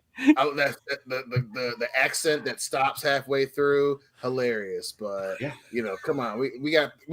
They made a Disney song about fucking. They did. Yeah. And I know a lot of people are going to be like, "Oh, I hate the Lion King because I hate modern Disney." Yeah, I don't like modern Disney either, but the Lion King's a classic, and that's why that was during the good times when they actually made like good shit. Yeah, that and Aladdin. I am less offended by losing this round than I was the last one. That's just seriously unfucking American. I'm disappointed. I am disappointed in all three of you right now. You're acting more like Clint Eastwood in Flags of Our Fathers right now. Okay, still disappointed. Go call ICE and fuck off. Okay. I mean, I could because I know some people that shouldn't be here right now. None of you three, but others. Listen, I got my citizenship yesterday. Okay, I'm fine. Right? I'm fine. I wouldn't actually call it on you, so I don't know why I know, motherfucker. Horse. All right, guys. Here's the next round. Pocahontas versus Star Wars Episode 1, The Phantom Menace. Episode 1. Pocahontas had a crazy song, but Episode 1 was that trailer came out. God, dude, don't remind me. The fucking Darth Maul thing in the trailer. Everybody flipped their shit when they saw that. Yeah. So is that a vote for Episode 1, Dion? It is. Kendo? Outside of getting the really cool raccoon cup from whenever store was selling that, McDonald's and whatnot, I was much rather go watch fucking Episode 1 than fucking Pocahontas. So yeah, as a guy who just shit on Star Wars Episode 1 earlier, I'm voting for it over Pocahontas because my grandma bought me Pocahontas on tape. I watched it once and I went, never again. Jeez. Oh, this is fucking hard. The Matrix versus Mission Impossible. Okay, no. This is easy because the first Mission Impossible was okay. It was good compared to the other ones that have gotten better. But I will take the first Matrix though against the first Mission Impossible. Because I love Mission Impossible. I need them all on 4K. But the first one compared to the Matrix, it was all right. I love the first Mission Impossible. That movie now you watch it. it is the 90s, man. Like the cellular phones, and you have like what was seen as like super high technology. You know, the fact that he steals the data on a goddamn floppy disk. Yeah. That is 90s to the bone. But the Matrix, man, that changed how movies were made. Like that shit, I saw it like twice in theaters. But I remember we went for spring break. We went to Atlanta to see my aunt, and we all went out as a family to see the Matrix. And that shit, I was obsessed. You believe it's the year 1999, but it's 2199. Everybody in the theater was like, "Holy shit!" So gotta go the Matrix. That's another vote for the Matrix.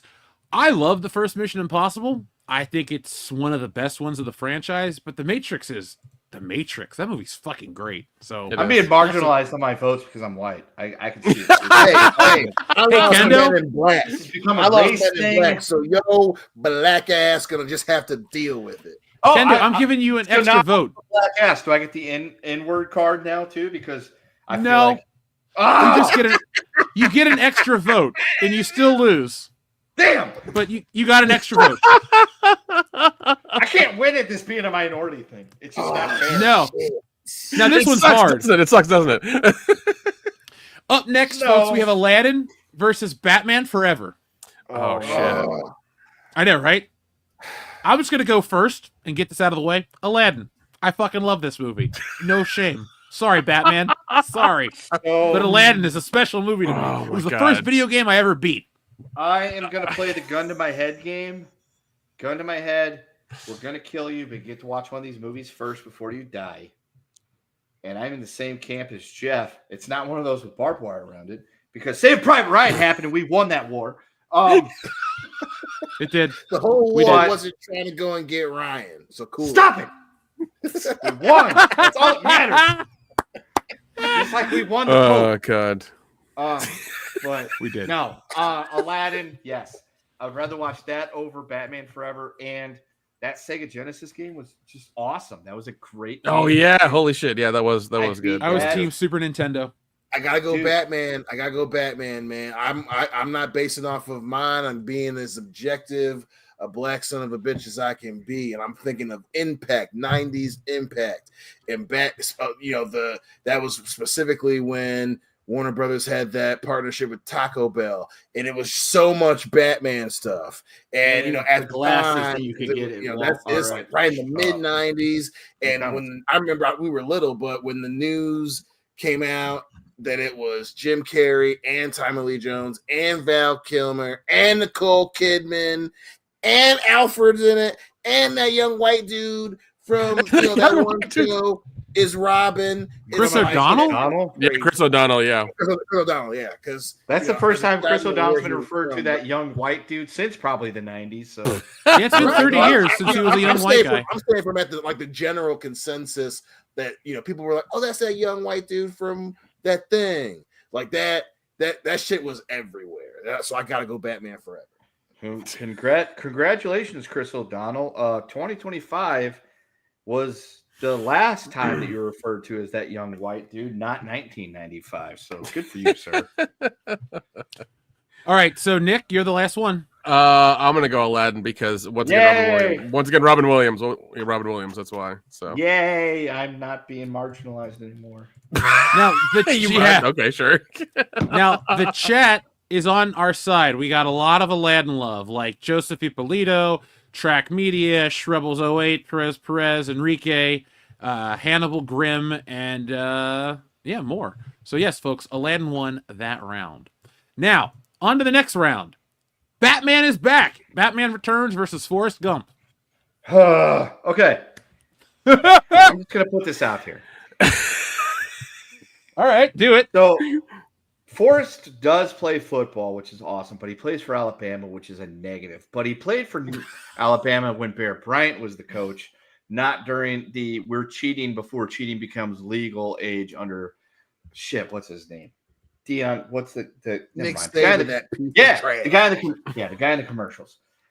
MSU, he betrayed us. Those national He- titles should be ours. He also fought in Vietnam, which I will support any Vietnam vet, even though that was a bad war that we should not have been in. Fuck you, Lyndon Johnson. But he did win the ping pong championship over the Chinese, which they are fucking commies. And so I will default to a movie that shows somebody beating the commies every time. Forrest Gump. I mean, I will take my L from you three people, and you know what I mean by that, because at least I support America. Watch it. I'm gonna call the NAACP. Calm the fuck down. You go right ahead. You. I can't have you out there educating the Ute in the Southwest with that attitude, sir. Okay, That's true. You can't. America is about realizing. I didn't realize that was realizing that Michael Keaton should have stayed Batman, and that's the movie where we learned it. Plus, it's a very movie we weird learned that from was Christmas Batman movie Forever. that involves drowning children. Weirdly enough, and it was crazy, and it was hilarious. And Christopher Walken's in it, and Michelle White Gold herself, Michelle Pfeiffer, Catwoman. Listen. I became a man early, boy. Yeah, I was about to say. I was like, a lot of us watched that, and we developed feelings. So what I'm hearing is defeating commies not as important as drowning children. I got it.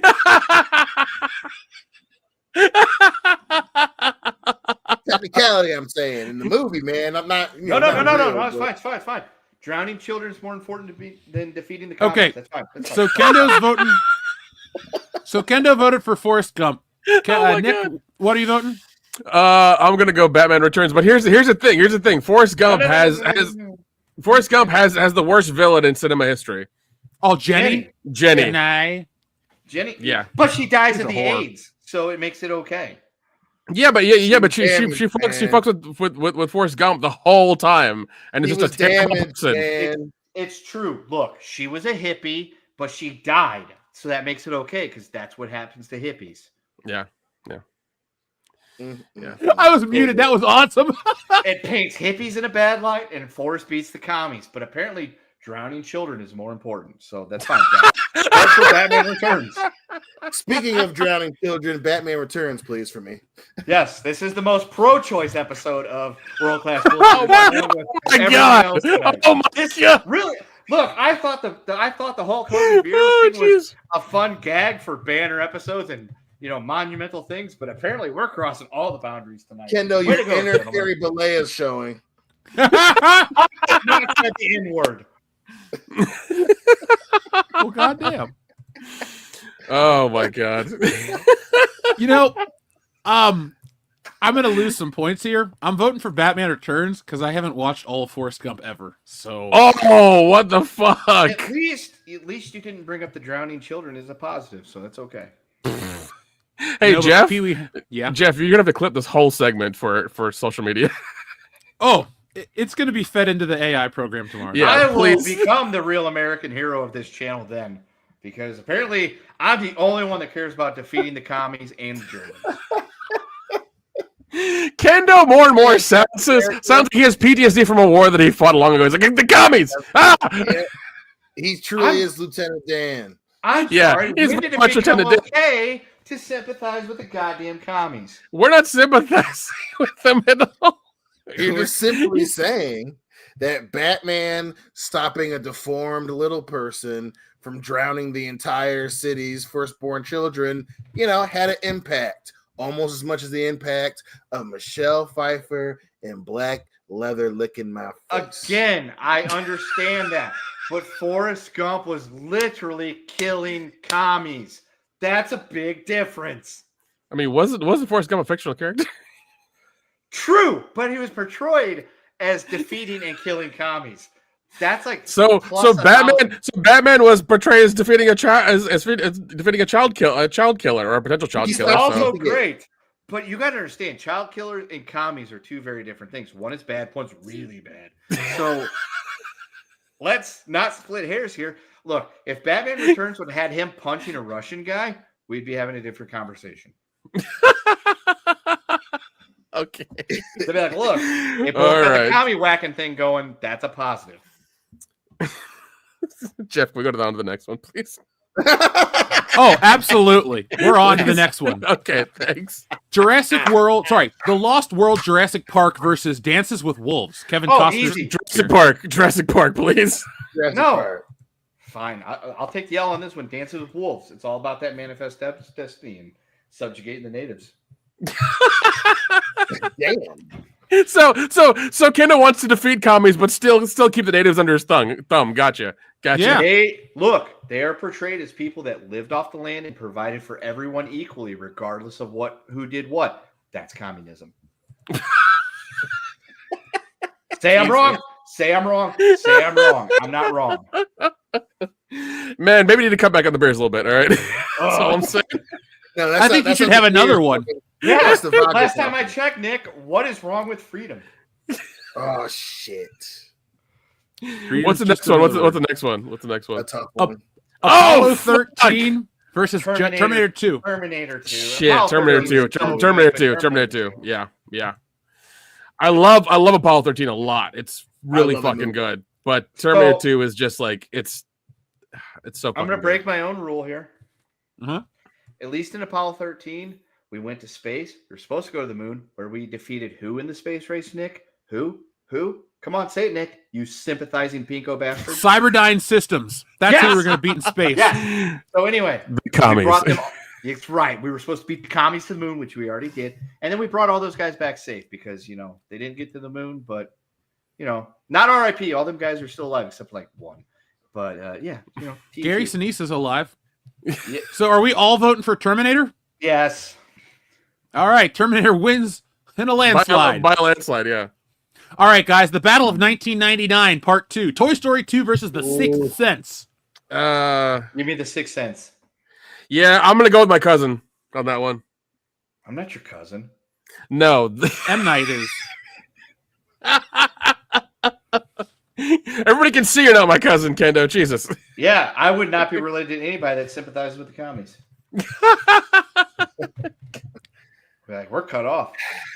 Yeah, you gotta go Sixth Sense because HJO, and that was the last bit of Bruce Willis's hair. That's That's fair. That movie gave us the actual biggest plot twist anybody had seen in a long time. Which on the one hand, Since Star Wars. yeah, which on the one hand was like, holy shit, but on the other hand, it's like, oh god damn it, that's what M. Night Shyamalan Ding Dong is all about now. Every movie is the fucking twist. What a twist. Yeah, What what a a twist! Oh, what a twist! Like that I became love his calling Greatest card. Writer ever. I love that robot chicken. That Yeah, was their Robot thing for the Chicken. longest. Yes, Yep. yes. they was they great. kept doing that shit. Yeah. Oh my Didn't god. Phil Green reach out to M. Night and was like, "Hey man, that was just a joke. I wasn't shitting on you." Yeah, You because guys want to hear a better story about that movie? Donnie Wahlberg Oh, God. plays the crazy dude that kills. No, you'll appreciate this, Dion. So you shut up. Donnie Wahlberg plays the dude that's all fucking emaciated and shit, right? yeah. So I was watching the Band of Brothers with the commentary a long time ago in college, and he was on there, and he was talking about in The Sixth Sense. He drank carrot juice as every meal for 2 or 3 straight weeks to get that. And then he had to turn around and immediately bulk up because he was going to be in Band of Brothers and start shooting for that shit 6 weeks later. Oh jeez. And it's just crazy that he went fucking I want to say Christian Bale. Yeah. Oh He yeah, went the fucking machinist. Yeah, he went hard on the machinist where he ate a can of tuna and an apple a day for 6 weeks to get completely fucking trimmed down, and then turned around and was like, yo, I got to get fucking bulked up because I want to be Batman soon. And I just thought that was a really cool story about Donnie. It made me appreciate Donnie Wahlberg more than the fact that he was just some boy band douchebag from the 80s. Yeah, I don't even know a single New Kids on the Block song, but there we go. We had a super chat rolling from our friend Sly C. This is Sly. Kendo is given pigeon vibes from Mike Tyson's Mysteries. Defeat those commies. Build that wall. Lock her up. R.I.P. Norm Macdonald. Number one, R.I.P. Norm Macdonald. Great comedian. Number 2, yes, Defeat the Commies. And 3, that's a great TV show. Good reference. It is. It really is. I agree, Sly. Thank you very much. Look, I'm just going to vote The Sixth Sense because it's a better movie, but Toy Story 2 is my favorite Toy Story. 2 is great, dude. Oh, this will be an easy one. The Hunchback of Notre Dame versus Jurassic Park. Jurassic Park. Those dinosaurs would eat his fucking gimpy ass. Give me that. All right. We are on to the second round now. Battle of the... technically, it's the Titty Twisters. Titanic versus Twister. Who we got? Twister. I'm going Twister. I'm going Twister. I'm going Twister. Titanic. Twister is shorter and a lot more action packed. Agreed. But Titanic was literally everywhere. I got a little bit of play back in school because one chick was obsessed with that movie, and she always wanted me to be Jack, and I was like, cool. Oh my god! Was there enough room on the door for both of you? I don't think there was. No, I was. Look at Dion and ask that question. Yeah. Right. Farm boy, you know what I'm saying? But she was. I held her tight. Okay, Kendo? Are we betting? Okay, look. Is this the bigger '90s movie or the bigger? What do you like more? Has been the whole point. Yeah. Of What do you like more? Like gun to your head. What are you gonna watch before you get shot in the head, Kendo? Is it gonna be 3 hours of Titanic or 90 minutes of Twister? 3 hours of Titanic. Because I want to see the propeller thing. Oh my god! Well, this is going to be interesting because the guy I'm going to falls vote. off the back and he's like, boom, and he fucking twirls. It's just great. It's worth the whole movie. Dude, you talk about women. Dion, I have had so many girls say, draw me like your French girls, and they fucking mean it. But Titanic is also really... I had it on tape as a kid because my grandma bought it for me. She thought I wanted Was it. it 2 tapes?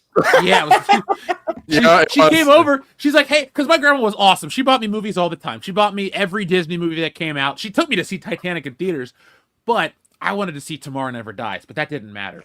So I'm going to vote Twister, which is going to give us a tie, which means we have to go to the audience right now. Make a poll. Where? Like, I can't make a poll. Just wait for the stuff to roll in on the chat. That's fine. Damn, we got 1 for Twister. We got 2 for Twister. We got 3, 4, Call it 5. Twister. God, Jesus Christ, you guys voted quick for Twister. Twister wins. Fuck it. Everybody's vote for Twister. There we go. I ain't mad at it. I ain't mad either. This is a hard one. Oh shit. Speed versus Mrs. Doubtfire. Mrs. Doubtfire. Speed. Kendo. There are no commies in this, so I don't want to hear a fucking excuse. No, you're right. Bond helped defeat the commies, and he almost loses to a damn train. But Dennis Hopper, RIP, is a fucking terrorist, which is the second worst thing that you can deal with besides commies. Give me Speed. Well, we're gonna have to go to the audience again because I like Mrs. Doubtfire a lot more than I like Speed. But it doesn't matter because while Mrs. Doubtfire has 1 vote, 2 votes from our friend TLJ Screwjob and Jim Sterling, we have and Enrique. We have 1, 2, 3, 4, 5, 6. Call it. Yeah, it goes to Speed. You guys want some God. Keanu Reeves. Whoa. There's a bomb on the bus. Dion, we finally won one. What do you mean we? What's all this we stuff? I finally won one. I was trying to include my friend. that you shit on like 5 minutes ago. Calm down, dude. No, Calm down. it was you. That's what friends do. Nick, you and I might have mutual respect for each other, but Kendo and Dion are Coos bros. It's a different, weirder dynamic. Coos bros. I think Ken's got the picture. Ken's got the picture framed in his house somewhere. One. We were going after Private Ryan together in that time. Man. For starters, no, I don't. But if you want to send me that picture, I will get it printed out and hung up in my bedroom. It's fine. I'll get it turned into a painting. I'll get the lady that painted the Blockbusters back cover. You may joke, sir, but I would. I'm not joking. I want to have it. I want to have many portraits in my home, oil painting style. That'll be one of them. They're like, why is there a naked black guy and white guy on your because wall? we were having a Coos good bro. fucking time. That's why. Lots of beer. We drank a shitload in that hot tub. It was awesome. Coos bros for fucking life. True. Now, let's do Independence Day versus Toy Story. I'll go first. Day. Independence Day. That's Independence two. Day. All right, everybody votes Independence Day, including the chat. Sorry, Buzz Lightyear, but you're out of batteries, bitch. Here's one. Oh shit! Home Alone versus The Lion King. Who wants to go first? I refuse to vote. Lion King won an Oscar. All right, Dion votes Lion King because it won an Oscar. Nick? I'm going Home Alone. Kendo? Give me Home Alone. Well, folks in the chat, you got to vote because I go with Lion King. Lion King is a fantastic film. Oh, But you don't agree because holy shit, everybody around. Home Alone. Home Alone. If a movie can beat Private Ryan, then I'm on board with that movie. Folks in chat, you've not disappointed me, even though you disappointed me before, but you've not disappointed me. We lost Men in Black, damn it. Yeah, that was a rough one. That was a rough one. All right, so it looks like the chat is taking Lion King out of the game. Home Alone wins. This is it. Don't get scared. Oh, this is easy. The Battle of 1999. Matrix. The Matrix versus Star Wars. Kendo's The Matrix. I don't Matrix. even like that movie that Matrix, much, but I like yeah, it better than Star Wars. Yeah, that's true. Dion? Matrix. Yeah, I'm going Matrix too. Sorry, Star Wars. You, in hindsight, from a 10-year-old's perspective, you kind of sucked. Guess the midi-chlorians all died out. Look it. Episode 3 is still good, but the other two, come on. You had to be there because everyone was shitting on these movies. Dude, it was wild. It was so wild. All right, next round. Aladdin versus Batman Returns. Damn. I know, right? I'm going to go first. I'm going to vote Aladdin. I think I gotta sit with Returns. That shit. Or no. Don't die on me now, Chocolate All Thunder. right, I got to go Aladdin because of Robin Williams. Fair. Yeah, Aladdin. I changed it to Aladdin. Kendo? I'm going to go with Batman because I support Batman over, those people. Oh my god. Damn. The people who give you oil and gasoline in your car every day. Okay. Hey, cool, you too. He doesn't live in New Jersey. Number one. It's for die season, dog. Y'all gotta cool it. Hey, shut up. Number one. We have plenty of that here if we would just drill. And number two, I'm voting against Mr. Bean. So shut up. That's true, you are, with his lovely bunch of coconuts. Well, Aladdin beats Batman Returns in the quarterfinals? Thank you, Dark Anubis. At least you see that somebody stole. We need to stop the steal. Batman Returns. This should be easy. The Lost World T2. Jurassic Park versus T2. Kendo says T2. T2. Yeah, everybody says T2. Just give it 10. You're giving it like 10. T2's the shit, all right? Just putting it out there. These votes are it is, rigged. There was more people. Dead bullshitters voted in this poll, clearly. Yeah, dead bullshitters voted. Look it. We got Miss Ninja Julian, the birthday boy. We got Shades. We got Joseph Ippolito, Track Media, Perez. Lots of love. Dark Anubis. Everybody loves T2. It's the best. It's one of the best movies ever made. That movie's so fucking wild. And if you never watched the director's cut and watch it, it's worth it. Now, this is going to be legitimately hard, this next round. The Sixth Sense versus Jurassic Park. Ooh, shit. Give me the dinosaurs. Two movies that affected, both their genres in like in a big way. Like it's I'm wild. gonna vote The Sixth Sense. Nothing against Jurassic Park, but The Sixth Sense is really more impactful on me than Jurassic Park was, because I didn't see Jurassic Park till it was 20 years old. I saw it in the theaters, man. It was crazy. I saw it at drive-in. I win. Oh, that's now the best. I own Jurassic Park on 4K. I've never owned The Sixth Sense. Oh man. Yeah, definitely Jurassic. The damn T-Rex became a goddamn. I'm thinking because they're both like exceptional movies. That's the thing. It's. Well, are you really going to vote against your cousin? Nick, don't listen to him. Listen to me. Your friend, who you might not believe is the case most of the time. I really am. I guess friend. I'm just chopped liver, mofo. All right, whatever. Jeff, I'm your friend too, but I'm not talking to you. Shut up. Nick. A dead guy the entire time. Oh, what a twist. Or fucking dinosaurs that get out. Look. Wayne Knight eaten by a dinosaur. that Hey, weird lawyer Mark dude. Wahlberg's brother, naked in a. Hold on, I'm working against the Sixth Sense. Shit. Yeah, but- The what are chick you from the doing? OC was puking up whatever, and Haley Joel Osment saw white people. Wait, no, dead people. That's the people, scary not movie trailer. You got it crossed up. Nick, dinosaurs. But I'll give you another. Bruce Willis. Nick, here's the KO punch. The little boy in Jurassic Park, you know, the little kid, Attenborough's grandson, Tim, he grew up to fight in the Pacific against the Japanese. Hey, and you know what? That That's little a kid, win. Haley Joel Osment, he paid it forward. He grew up. He's on The Boys, or was, because he's But dead. he did not fight the Japanese. But he saw dead people, and the little boy got electrocuted in Jurassic Park. But he came back to life and he fought and defeated the Japanese. Notice I'm actually saying Japanese this time. So Thank it you. shows you that I'm being politically correct, but also pointing out that we really, really need to emphasize the fact that you're voting once again against World War II's victory by the United States if you vote against this movie. Your cousin, your familial relations, Bucks County, Pennsylvania, man. Come on. I love this. You're I love Nick, this. cousin off Nick, the last airbender, man. Nick. So just keep that in mind. What do you support more, ethnicity or America? What's the difference? Kendall always brings it back to that. I fucking love that. That's ridiculous. Nick, All right, Nick. So what are you Nick. going for? you don't My hear cousin. me running. Oh, you Oh, son of a shit. He bitch. voted. Okay.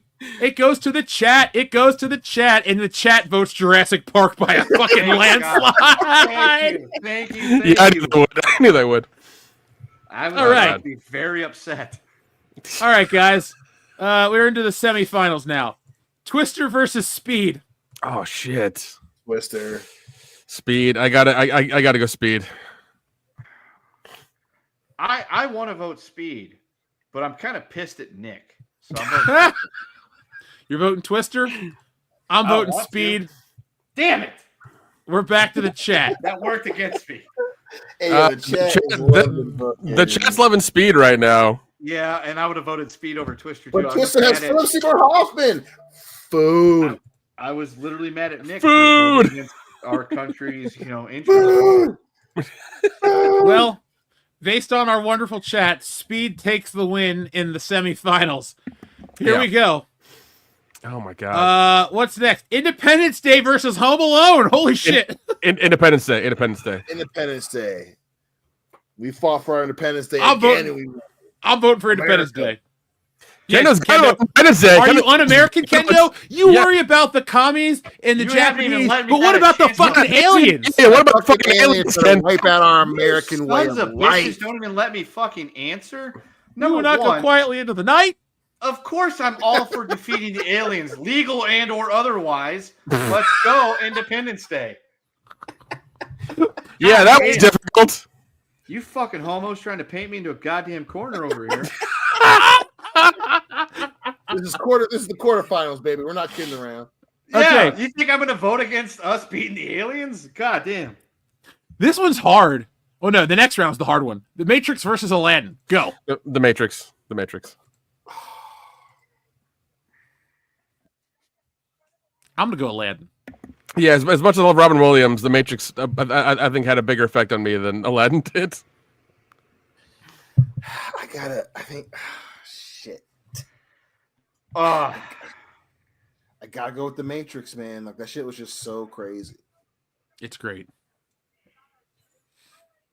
Kendo, you hate those people. Just vote for The Matrix. I'm voting for the Matrix just because that's going to reach. And All right. I would say I hate those people, but I'd rather see our people win. This might be the toughest one of the night. Oh, Terminator shit. 2 versus Jurassic Park. I'm, Was that I'm, Kendo? yeah, I'm doing T2 as well. I'm doing T2 as well. Yeah. If we're saying the 90s, this we're getting this quarterfinals going with Impact. You're talking about two heavyweights. This is a heavyweight Thriller Manila. The one who wins here might win the whole damn thing. Manila's a foreign country. There were no Filipino people in Terminator or Jurassic I Park. think I gotta go. Good. I gotta go with Spielberg. I gotta go with Jurassic Park. Oh shit. Well, I have some good news. I'm going with James Cameron in T2. I can live with that. All right, guys. Speed versus Independence Day. Independence Day. Independence Day. Independence Day. Kendo? Fuck the aliens. Independence Day. Yeah, I'm voting Independence Day too. That movie's amazing. Up next we have.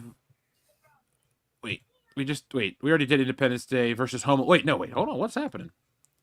We did Independence Day versus Speed. We did. Now we're on Independence Day versus Home Alone, right? Yeah. Okay, we got that. We already did that. So, all right, Matrix versus Aladdin. We did that. Sorry, this thing doesn't move over. Here we go. Matrix versus Terminator 2: Judgment Day. Oh Terminator fuck! 2. Here's the thing. T2 is the prequel to the Matrix, anyways. Exactly. I gotta go with T2. T2 beat Jurassic Park. The Matrix is genre defining, but hasta la vista, baby. Yeah, I'm going T2 as well. It's a sweep. Now why can't we look? Oh yeah, because we're zoomed in. No wonder. Here we go in the final round. Oh my god! What last two?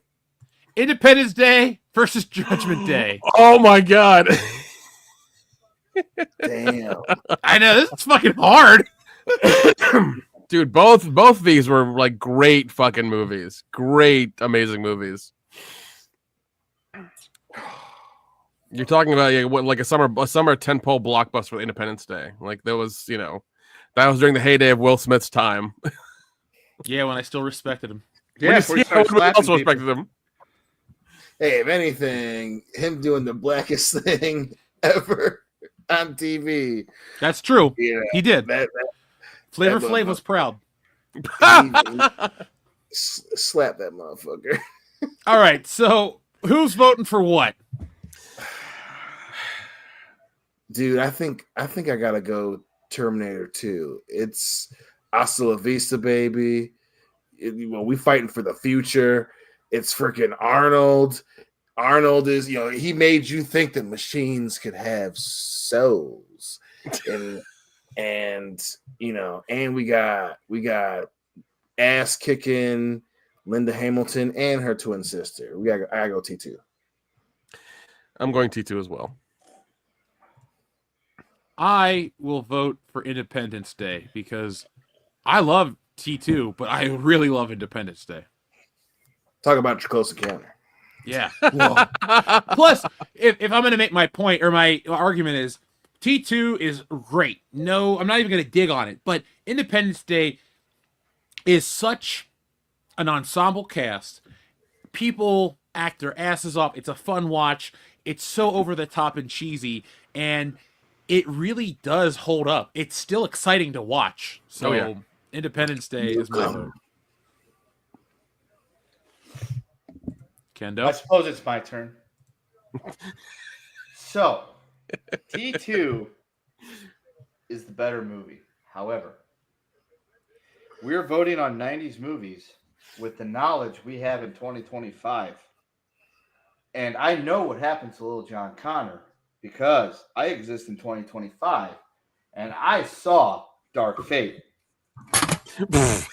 which completely destroys the ending of Terminator 2. And the proud American defeating and defending this Constitution against all enemies, foreign and domestic. Those motherfucking aliens are foreign as shit. Welcome to Earth, motherfucker. Give me Independence Day. Yeah! Now, oh my god. Now I hate the chat already too. voted. The chat voted. Oh my god, it's almost unanimous. Fucking T2. Chat. Listen to me. Right here. Listen to me. T2 is a great movie. It really is. However, Dark Fate completely undid the payoff we get from T2 because Lil John Connor gets his ass beat and blown up on some fucking Cancun beach, which might I remind you is not America. But Independence Day, we defeat the most foreign of enemies and threat to our Constitution. Now, you might be listening from another country, but I don't understand what he's speaking because he says it in freedom speak. But let me explain it to you. Independence Day 4, not the better film, but the better payoff. Vote for that shit. Well, I would love to have my movie win, but the audience has voted. And You they know you voted. have control over the poll. You could just do it. I know. Jeff, Look, you have an opportunity here to be a dictator. As somebody that is 100% against those ideas, I'm telling you, be one for this, right now. Just look, admittedly, I'm a dick to some people. then cater that shit and rig that poll. Look, the winner of today's elimination is a film that I didn't expect to lose, but it didn't. I don't even know So what the fuck that clearly, means. Nick and Jeff do not care about our independence. I voted for Independence Day, dude. The audience voted T2. Sorry, Nick and Dion. They don't care about our independence, and I'm pretty sure That's because we were fighting for mankind, not just we were America. fighting for mankind and Independence Day as well. Dion. Yeah, They the weren't whole just world was covering Dion. The whole world was in danger. Like, remember the British people got the call that at 7 a.m. we fight, and then those dudes in the Middle East. Like, everybody got the Morse code. Like, it was a survival of the planet, not like, hey, America versus aliens. Yeah, But it was mainly America versus the Because Americans we're that the organized the best battle country. plan. It's If about you bloody need- time. Like, yeah, America had to save the day, but we had to bond with Because Dion, save the America nation. saves the day. Did you not listen to the fucking national anthem at the top of the show? Jeff, play that button again so Dion can hear the national anthem. Dion, I'm going to play you a minute of the national anthem.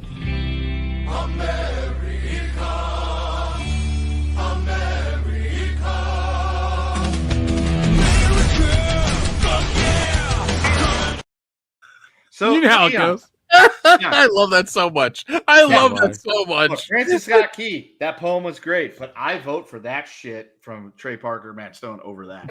Same. Because that's more badass. I mean, yeah. I would be a much prouder American if that was our national anthem. Well, I mean, you'd be much prouder of America if you had voted for Saving Private Ryan too, but we're not here It wouldn't have helped. No, it wouldn't have. we're not here to discuss things from the past at this point. But that's I mean, Saving Private Ryan. It's from the past. I mean, we just did a whole bracket about 90s movies, but okay. Yeah. Thank you, Nick, for laying out the logic and reasoning as the most sober one here. or you could just be like, look, Kendo seriously is dealing with Arrested Development, and he still thinks everything is in 1999. And you saw me walking around wearing a t-shirt and cargo shorts. You're like, yeah, he's still fucking stuck in 1999, and I'm okay with that. I can That live sounds with like, that sounds like I probably need to go seek mental help for. So No, 1999 was just great. yeah. So Yeah, man. Nick is clearly wanting me to evolve past 1999, Don't do it, man. and I refuse. I'm sorry. Chat, can you go ahead and light Nick's ass up for being a belligerent dissident? Sure, why not? Because 1999 was awesome, and I refuse to change. Well, don't ever change. That's what makes you world class, Kendo, Thank and you. steadfast. Our friend TLJ Screwjob sent to the super chat that says, I got an email today that this guy, Jeff Hicks, sent me a package, whoever that is. But seriously, I can't wait to read Wokebusters, plus still have the postcard. Well, TLJ Screwjob, thank you very much for backing Wokebusters. I'm excited for you to check it out. Kendo, Nick, I got to mail you guys physical copies. Dion and the family got care packages with everything. Oh, nice. I should have sent you my address, and if I didn't, I will do so right meow. And Meow? what? Right, meow? Meow? What am I, a Yeah. fucking cat? Do you see me jumping nimbly bimbly from tree to tree? Am I drinking milk from a saucer? You could be. So stop it right now. And this is why Nick and I are friends, even though I really dislike him right now for being un-American. Oh, you'll be fine tomorrow morning. Shut the fuck up. No, I'll be All right, I didn't realize we had Joseph McCarthy on this fucking podcast. I will be calling ICE tomorrow morning. Be like, look, I got a friend. I would like you to look into said friend. But they were like, well, he was born in America, so there's nothing we can really do. But Some of them getting sent back too, player. oh shit, I'm glad I look like I belong here then. Well, fuck me. You will be when you get sent to fucking El Salvadorian prisons.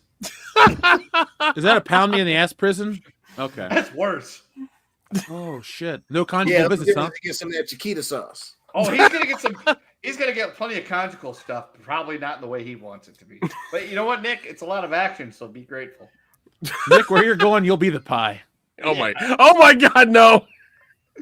Don't worry, I'll testify at your trial for the prosecution. No, the fuck you won't. Dion and I will break you out in a helicopter, Superman 2 style. Yeah, no, the fuck you won't. Ken is gonna get me, in worse trouble. I'll be like, look, I would like to testify against him.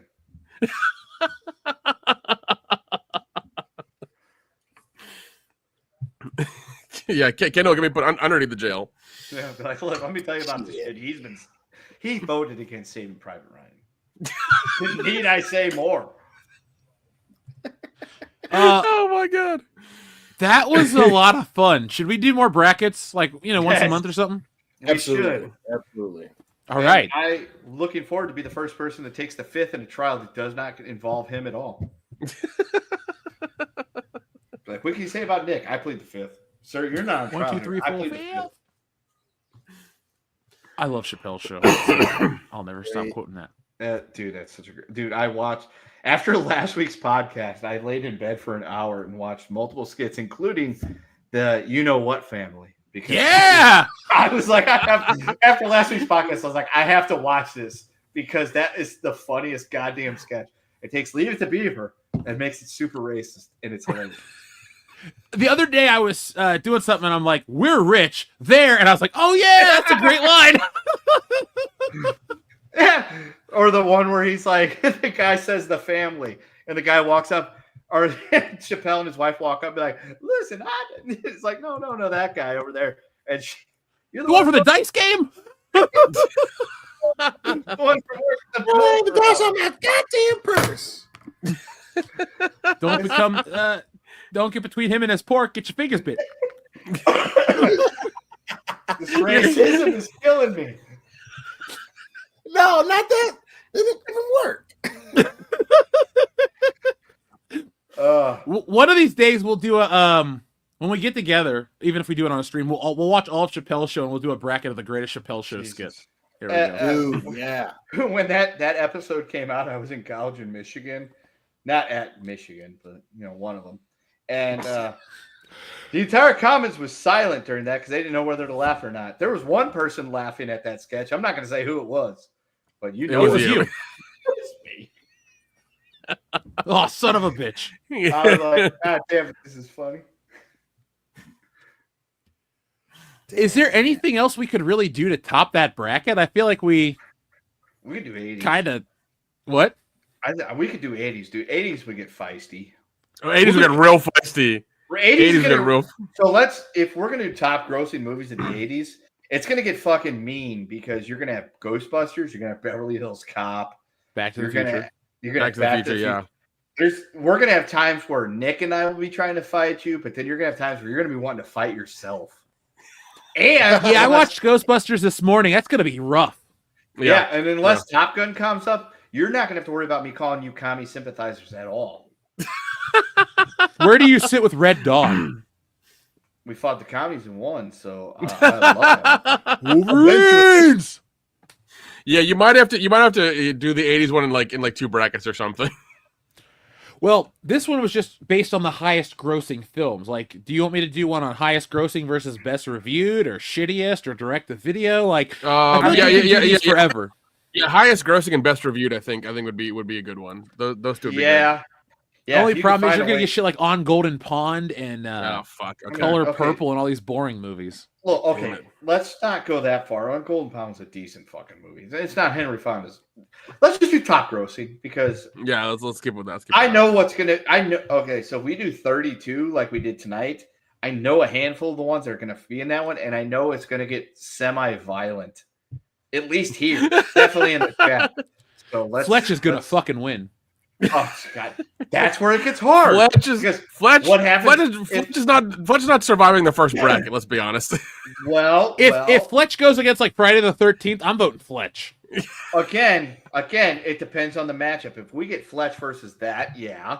But if we get Fletch versus Back to the Future, there could be some. Sorry, Barty. There's gonna be some friendships ended that night. Yeah, we might have the last episode. Like we joke, it might actually be the last episode of this podcast because like I can't fucking talk to him anymore. That's some bitch picked this over this.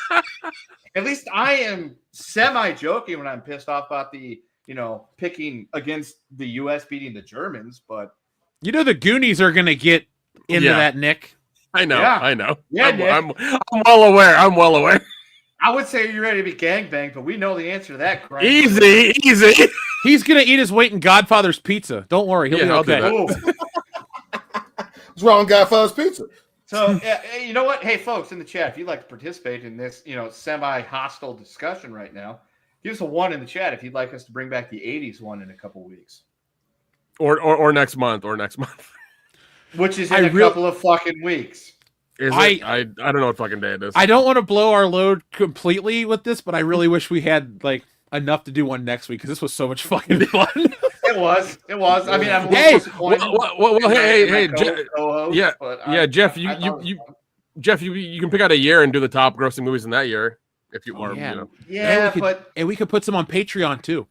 We can. That would be fun, but the problem is you're going to run into years like 1983 that are slam dunks, but then you're going to run in 1984 where it's Ghostbusters versus Beverly Hills Cop, and it's going to be me and Nick fighting against Jeff and Dion, and nobody wins. Nobody wins because there's nothing to differentiate because those are both great movies and commies weren't involved, so there's no like derivative. There's no factor there that should win out. Eddie Murphy's funnier than Dan Aykroyd and Bill Murray and Harold Ramis. See, that's the winning argument right there. Whereas I thought if we were talking about Top Gun, I'd be like, look, Maverick shot down a bunch of fucking Soviets. And you guys be like, well, blah, blah, blah. I'd be like, you Tom Cruise is 4'9", so I don't give a shit. Oh my gosh.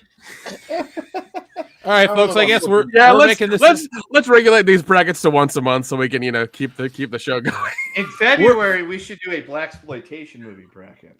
Sure. Look, if we can't come up with enough blaxploitation movies, we should just have movies made by black people. That way we get the weigh-ins in there. Don't be a menace to South Central while drinking your juice in the hood wins. Your hooch in the hood? What is it? The country version? Yeah. Don't be a menace while drinking your hooch, boy. It's the Alabama version. Mississippi Power.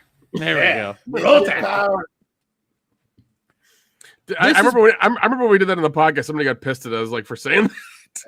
They did. It's like you don't get the joke because you literally weren't there, which applies to everybody, including me. I wasn't there that day. I was at work, but I was in the chat when you guys were talking about it, so I got the joke. Only Dion was there for Mississippi Power. No, you were there. On the way down to WrestleMania, boys. Yeah, that'll be next year. That will be. I've already told the wife I'm going. I'm like, look, I'm going to New Orleans. You just have to deal with it. And she just looked at me and was like, what? And I'm like, that's right. Just bring her back some nice gifts and tell her how much fun we had. She pulled the whole, I've never been there before. And I'm like, yes, you have, because you flew from New Mexico to New Orleans for a layover and then flew to Miami. So you've technically been there. Still counts. I'm like, that's why I can claim to have been to the Amsterdam in the Netherlands, because I've been laid over there multiple times. Not in the way I wanted to be, but the Heineken bar was very nice. Whoever had mentioned about doing years, I'll tell you, 1999 would be a hell of a bracket to do. That shit will get violent. It will get rough. That one will get rough very, very, very easily. I think The Matrix is going to win that one, though. The World Is Not Enough is up there too. Yeah, but yeah, I'm with you. I think the Matrix might sweep. Matrix. Hey, I'm voting Detroit Rock City personally, but I'm on my own island for that one. No, if it's Matrix versus that one, I'm on that island with you. Yes, Detroit Rock City is a kick-ass movie. I love that fucking movie because The chick, guess what she does? She goes on to be Rose in the better version of 2.5 Men, which is one of the better sitcoms we've ever gotten since 2000. I've only watched one episode of that show. You fucking idiot. Okay, so you've got the cock, okay? You have the cock. It's on the cock. Watch it all the way up through season 8. Didn't stop because Ashton Kutcher comes on the show, and it's just not the fucking same. So anytime Ashton Kutcher comes on anything, it's not worth watching. So yeah, I got it. So Demi Moore. Maybe Mila Kunis, but that's a different video. But yeah, no, season one of 2.5 Men is okay. You know who Charlie Sheen is, correct? You mean Carlos Estevez? Yes. Yes, Carlos. Yes, him. So this show was written, and the way my fucking grandmother, fucking R.I.P. It's the second time I mentioned you today. She was like, your grandfather, R.I.P. loved this show because he got to watch the first season and then he died. And then she watched it until Charlie left. And she's like, tell me about it. She's like, this show is so great because it's like they took Charlie Sheen and said, we're going to make a character on this TV show, but you play yourself. You got to watch it. And it's, yes. If you would love, just watch the fucking show. It's Charlie Sheen playing himself with fucking John Cryer playing his brother. It's good. It's essentially an 80s TV show that takes place in the early 2000s. Do it. Jeff, do it. I'll watch it eventually. All right. Fine. Righteous Gemstones might get another viewing. Right, yeah. Jose Membrane, yes. Trailer Park Boys. Again, great show from seasons 1 through 7. Then they went to Netflix. 8 and 9 were serviceable. 10, they became aware of themselves, and Jimmy Kimmel's bitch ass was on the show. And fucking Tom Arnold, who actually was funny on the show. Snoop Dogg, who I'm usually okay with, essentially was playing himself on the show. And fucking Doug Stanhope, who I wish would fall into a ravine, was on the show. And season 10 was terrible. 11 was okay. 12 was okay. Leahy dies in real life, and it's over. He's the liquor, right? He is the liquor. I feel like TV shows need to go to 5 seasons and then stop. Like you have 5 good seasons to build your show, and then you just cut it off. Well, no. Okay. So season 1 is always the feeling season, right? That's you're feeling it out. You're getting your yes, just like that, Jeff. You're trying to find out what works and what doesn't work. 2 is where that starts to come together and starts to hit its groove. And then you got 3, 4, and 5, which are really great. And then 6 is where all the good writers leave to go to other shows. And it starts to wind itself down. And 7 is kind of the nadir. So if you look like The Simpsons, 1 was the feeling out show episode or season. 2 through 6 are considered the golden years. 7 was really good. 8 is when half the writers left. You lost Conan, everybody else. And then season 9, that's when you start to take it or leave it. King of the Hill. Never got bad. Never got bad. Some of the later seasons were not as good as the earlier seasons. South Park, it's been the same 2 guys, so that rule doesn't fucking apply. But yeah. You know. Yeah, what season is Let's Fighting Love? Because that's a great one. It's my favorite episode. Season 8, episode 1. Close if second we wouldn't is get a copy strike, that would just be a button. Season 7, episode 1 is a second close favorite for obvious reasons. And yeah, good show. Well, boys, is there anything else you want to talk about tonight? What I meant by top in the bracket, is there anything else we could do tonight that would hit those highs? I feel like we fucking blew it out of the water. I mean, if the theme of the show is quantity over quality, I think we gave people a really good fucking quality. I agree. Yeah, it was Marvel. Is there anything in the news we have to mention that you want to talk about? Well, briefly, there is some news about X-Men. Apparently, following the success of Thunderbolts, director Jake Schreier might be already having his sights set on the next big Marvel Studios project, sources tell Deadline. He's in early talks to direct the new X-Men movie. It's unknown whether he's in the deal-making process, but insiders say that following a meeting this past week, Schreier looks to be the top choice to take on the studio's most anticipated projects. Marvel has no comment yet, but, the Thunderbolts was not a bad movie at all. I saw it twice. I enjoyed it. If this guy directs X-Men, that's fine, but you got to have the right X-Men cast. You can't just go picking, garbage X-Men. You got to hit that core character. Right. Well, what about the thing, maybe I'm imagining it, was this on the Babylon Bee, where they were covering up the Thunderbolts and changing them to like the new Avengers or something? No, Or that's is real. that That's very real. That's real? Yeah. That's real. Yeah. So is that a good idea? It doesn't really impact the movie because all it is the whole time they're trying to come up with a name for their team, and they go, "What about the something something Thunderbolts?" And they go, and she's like, "Yeah, that was my soccer team when I was 8, and a girl did a poo in the middle of the field." And then like that joke is told twice, and so they just kind of refer to themselves as the Thunderbolts. And then at the end, something happens, and they get pulled through a curtain. And she's like, this lady's like, "Hey, here are the new Avengers." And then like the word "new Avengers" pops up on screen. And then like there's a post-credit sequence where David Harbour's like, they're the Avengers, we're the Avengers with a Z. And so it's like a running gag. And it's funny, but that's kind of as deep as it goes. It's just like name change for name change in marketing.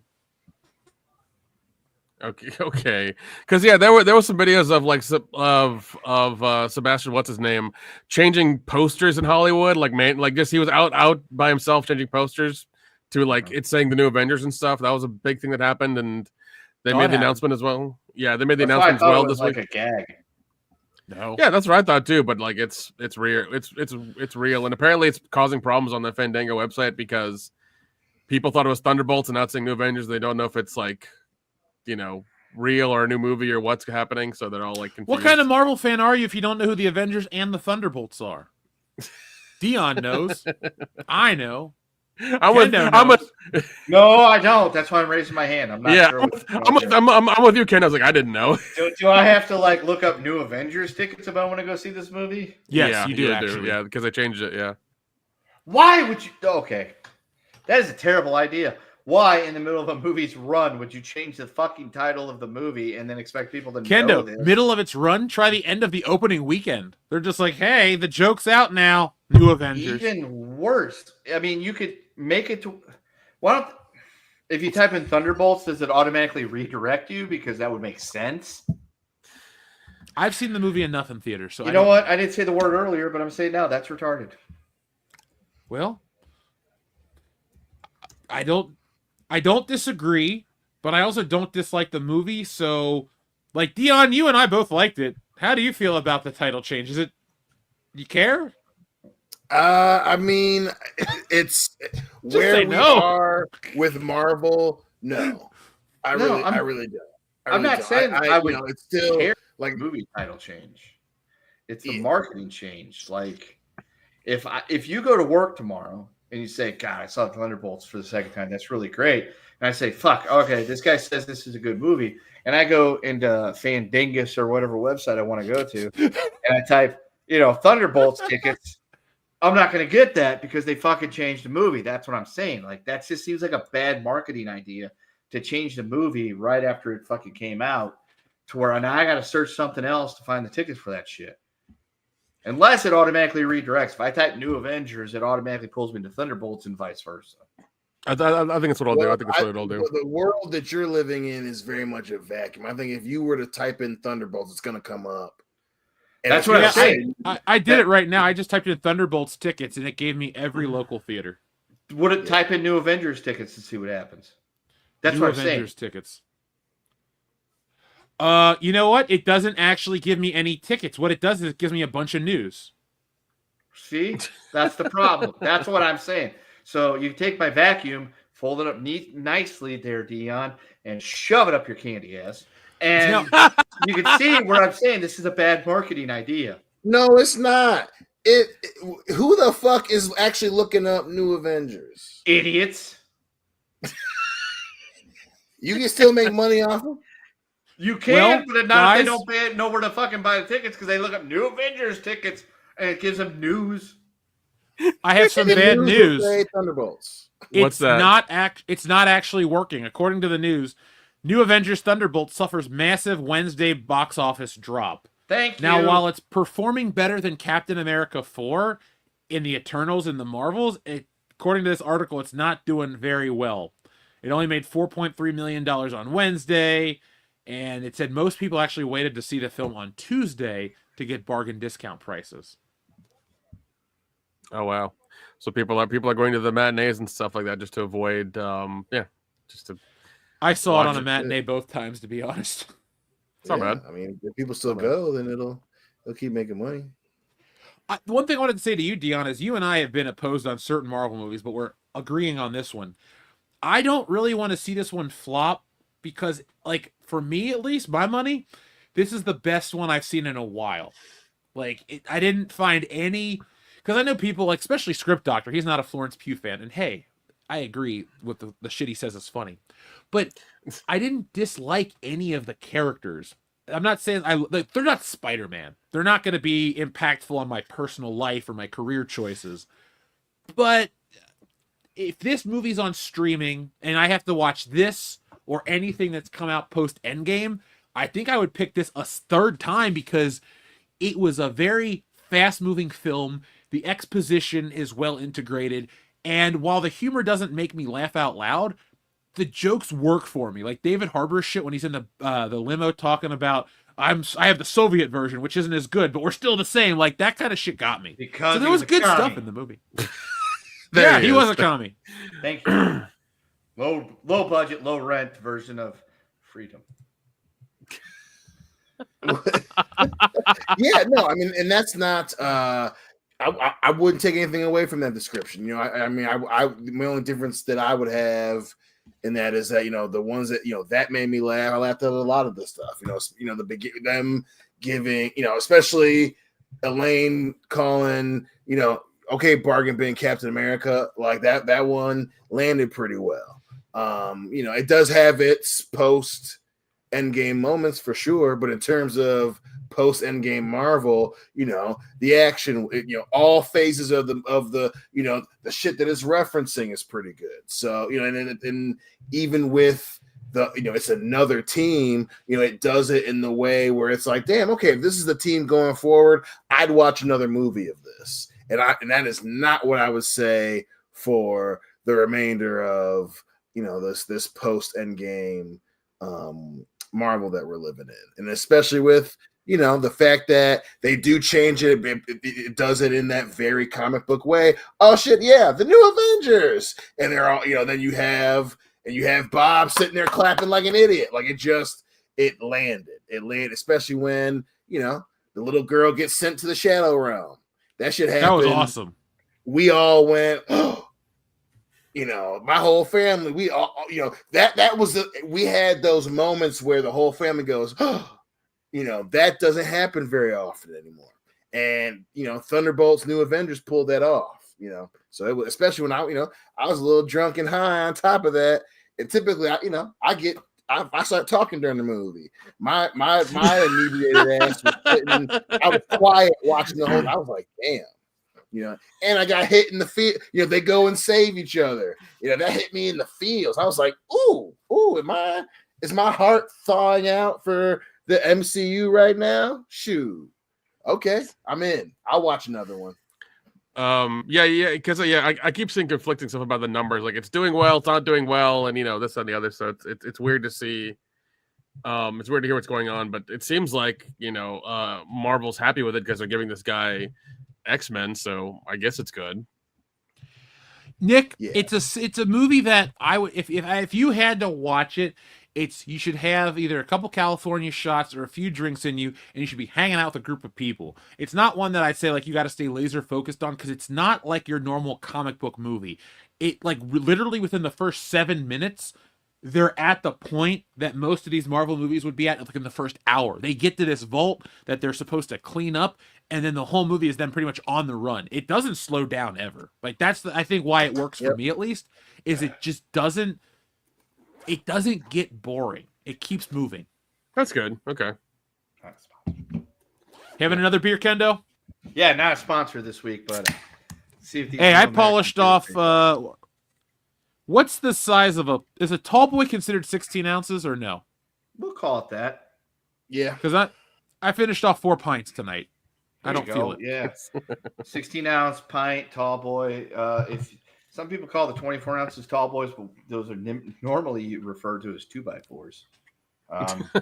We should play Edward 40's hands at a. I think this is beer number 9 tonight because I had a couple of the old Big Dogs Las Vegas craft lagers before the show tonight. not a sponsor, but if they were, that'd be great. I live like fucking 10 minutes away. If you guys ever come here, I'll take you there because I would like to go there myself. I drive by it all the time going to work and stuff, but I've never been there. And I will tell you, after drinking 8 beers and then drinking the Real American Lager, I can taste the Real American Lager. I'm not a fan. There's a weird aftertaste to that. It's like, I want to say chestnuts, but I don't think that's right. But even It's then, the blood of not. Andre the Giant from WrestleMania 3. I was like 40-something years old. That would explain the staleness. Yeah. Oh, Kendo, if you have Audible, I would say I recommend you listen to that WrestleMania book. Which one? Bigger, Badder, Better. It's very in depth, but it's not only about the WWF. It talks about the territories, and it really gives you a good assessment of wrestling, and it actually addresses the Vince McMahon allegations. So okay, I watched the rest. I watched the WrestleMania 9 thing on the cock. That was actually really good. Yep. Dion, do you have Peacock? Yeah. You should watch the WrestleMania 9 documentary. It has a shitload of behind the scenes. Yeah. Okay. Yeah, as somebody who acknowledges that WrestleMania 9 was bad. Yeah. But it holds a special place in their heart because they were a 10-year-old that loved wrestling, everything wrestling related, and was excited for the Giant Gonzalez Undertaker match because they hated Giant Gonzalez for costing Undertaker the Royal Rumble in 1993, but didn't know any better because they were 10 and still believed the shit. It is a really great behind the scenes. I loved every bit of it. I was surprised they got Lex Luger, who looks nothing like he used to because he's very much off the gas and on the Jesus. And off the gas and on the Jesus. He's not wrong though. No, but just the way he said it was spot the lie, sir. But yeah, no, it was one of those things that I started watching at work for the last few minutes I was at work. And as soon as we got home, it was get everything situated at home and you guys do whatever you need to. Yeah.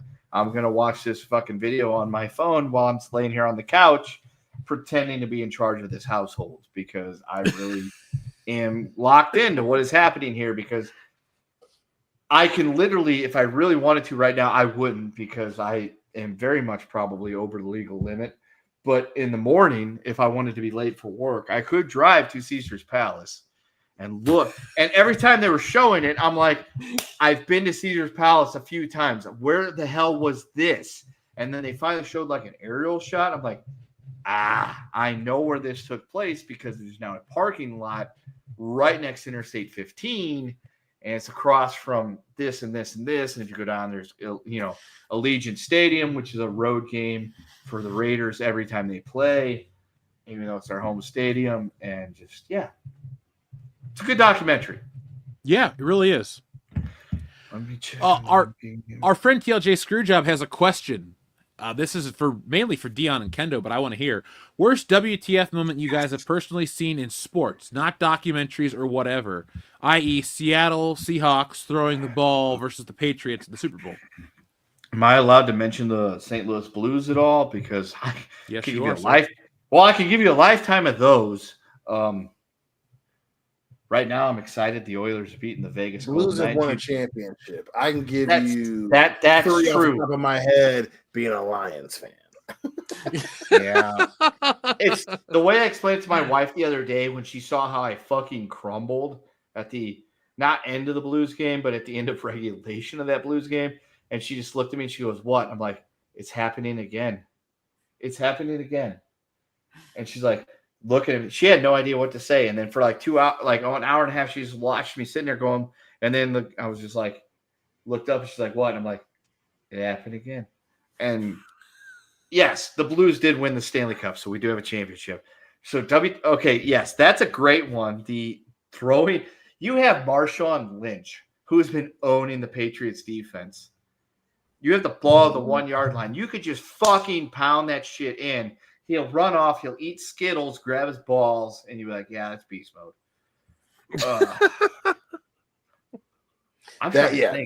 They would have the Legion of Boom would have 2 titles if they just had, like, he was on fire. That's a big one. I mean, that's definitely they chose to fucking throw the ball, and it's not like It wasn't even Yeah. fourth down. It was like, was it second or third? They could have ran the ball at least once. Yep. It Because wasn't even fourth down. Even if I don't even know if they had any timeouts left, but even if you run the ball because there was plenty of time left and he doesn't get it, you can have, if you're an organized coach, and Pete Carroll, who is a cheater, knows about organization, is able to say, hey, special teams, if this doesn't go in, you're fucking on the field. And enough time for that, which as a coach, I will tell you, you practice special teams of being able to say, clock's running, get out there, get fucking set. You got, 15 seconds, you got 10 seconds, whatever, to get out there, get that ball snapped to kick that field goal with as little as time left as possible. So, yeah, that's up there. Fuck, I'm trying to think. Like, hockey, it's hard because shit can end in a fucking instance. They call it sudden death for a reason.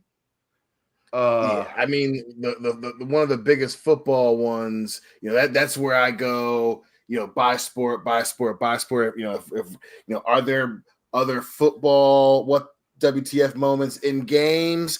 There are some decent ones, but are there ones that are? I've had some than personal ones, including last year's Super Bowl, where I'm just like, what is fucking happening here?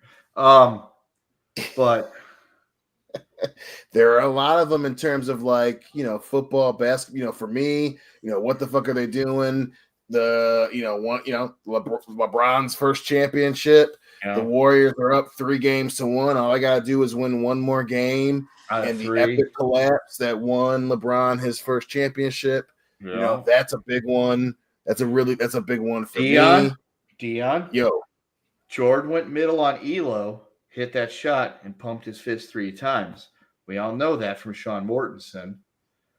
But what if Elo stands tall in that? That's a WTF, right? There's some actual fucking good defense played on that, and Jordan doesn't get as good of a look as he did.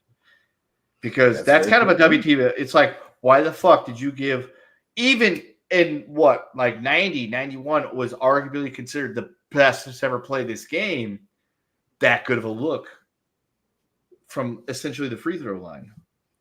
Yeah, that's a big one. If he doesn't do that, that's a big one. One another big one for me is Isaiah Thomas not being on Team USA for the Olympics. That's a tough one. That he's very clearly one of the best players in the United States available. Obviously they still, whooped everybody's ass and won the gold anyway. But not having Isaiah How Thomas, badly would it be they have beaten those asses with Isaiah Thomas instead of Christian Leitner? Yeah. That's crazy. Christian Leitner, which I get, dude was a great college player, but over Isaiah Thomas. If we want to keep with the Christian Leitner theme, Dion, what the fuck was Chris Webber thinking to call that timeout? Which I know I was thinking that. I was like, dude, Chris Webber's timeout. That's one of those. It's like, dude, what the fuck are you doing? Are you not paying attention? It's like, I get it because I've watched the documentary. If you've never seen that, look, folks, if you're mildly interested in sports or if you just like documentaries, the 30 for 30s, for the most part, are really fucking good. The one about the Wolverines, the Fab Five, that one holds a special place for me. Never been a Michigan sports fan, but I was coming of age in the 90s when that shit was a big fucking deal. And my baseball team in the winter would play basketball to keep in shape. And we started wearing the baggy shorts and the high top socks and everything like that because that's what was in fashion because that's who was fucking playing basketball. And yeah, they even said in the documentary, somebody yelled timeout and Chris Webber returned. It's like, either it's bad coaching or you weren't fucking paying attention to when they said, we don't have timeouts. Don't call it timeout. If he just holds that ball for a jump ball, Michigan wins. If he just fucking yeets it over his head down the court and lets it bounce out of the end line, Michigan wins. If he just fucking flips it and Michigan catches a teammate, Jalen Rose, whoever, Michigan wins. And we're not talking about any of this. But he called the timeout and they didn't have it. Duke goes on to win that game, and we're talking about it here in 2025, 32 years later. Yeah, that's a huge one. Like you're walking away with a national championship, essentially. And it's I wish I knew enough that's about a tough sports to have one. I wish I had a national championship. I'd be fucking talking about that like I'm Uncle Rico to this day. one. Yeah, over the mountain. Yeah, I can talk to you about Little League championships. I got a bunch of trophies about those. No, You know, in nationals. 1997, I got a Little League trophy. We were good. 1997, I was playing for a bad team because my dad thought it was be a better idea for a good player to play on a bad team. In hindsight, he was correct. At the present time, I'm like, this fucking sucks. Well, you turned out all right. Look where you are now. Could have been a No. contender. Yeah, I could have been a professional baseball player too, but it didn't happen. Well, I could pushing be- one hand, shit in the other. I could be retired right now with millions of dollars in a hot tub with my soulmate and her friends. You have a fucked up knee, though. You have a fucked up Not knee, from playing baseball. You would. Damn. Either I way, don't even know what that means. I could be in a hot tub with millions of dollars, surrounded by attractive women. But instead, I'm here with you guys. You can decipher that however you wish, especially you, Nick. And here we are. You just sound Well, I'm bitter. glad you. That's Yeah, all. I'm glad you gave up your dream of playing baseball to hang with your friends. It really means a lot. It should Look. for Jeff and Dion. If you ever get drafted, fuck you. If you ever get drafted by MLB, we'll give you every Thursday night off. Don't worry. Dude, he's I gonna get drafted as a towel boy. That's what's gonna happen. Yeah, that's my better He's at least a option. bat boy. Come on now. Bat He can boy. handle the wood no. quite well. Number one, those usually go to way younger people. And number two, I'm a little too old. So let's just That's true. pump the brakes on that one. My, Yeah, you're 28 professional- years old. There's no way you're getting into the MLB at 28. That's true. My professional sports aspirations ended a long time ago, long before I ever knew who you fucking people were. So let's go with that. I know what you mean by you people. Anyway, our I'm next glad you message do. comes from TLC Screwed Job. Comment on your Solo Thunderbolts review, Jeff. About why Disney would change the name.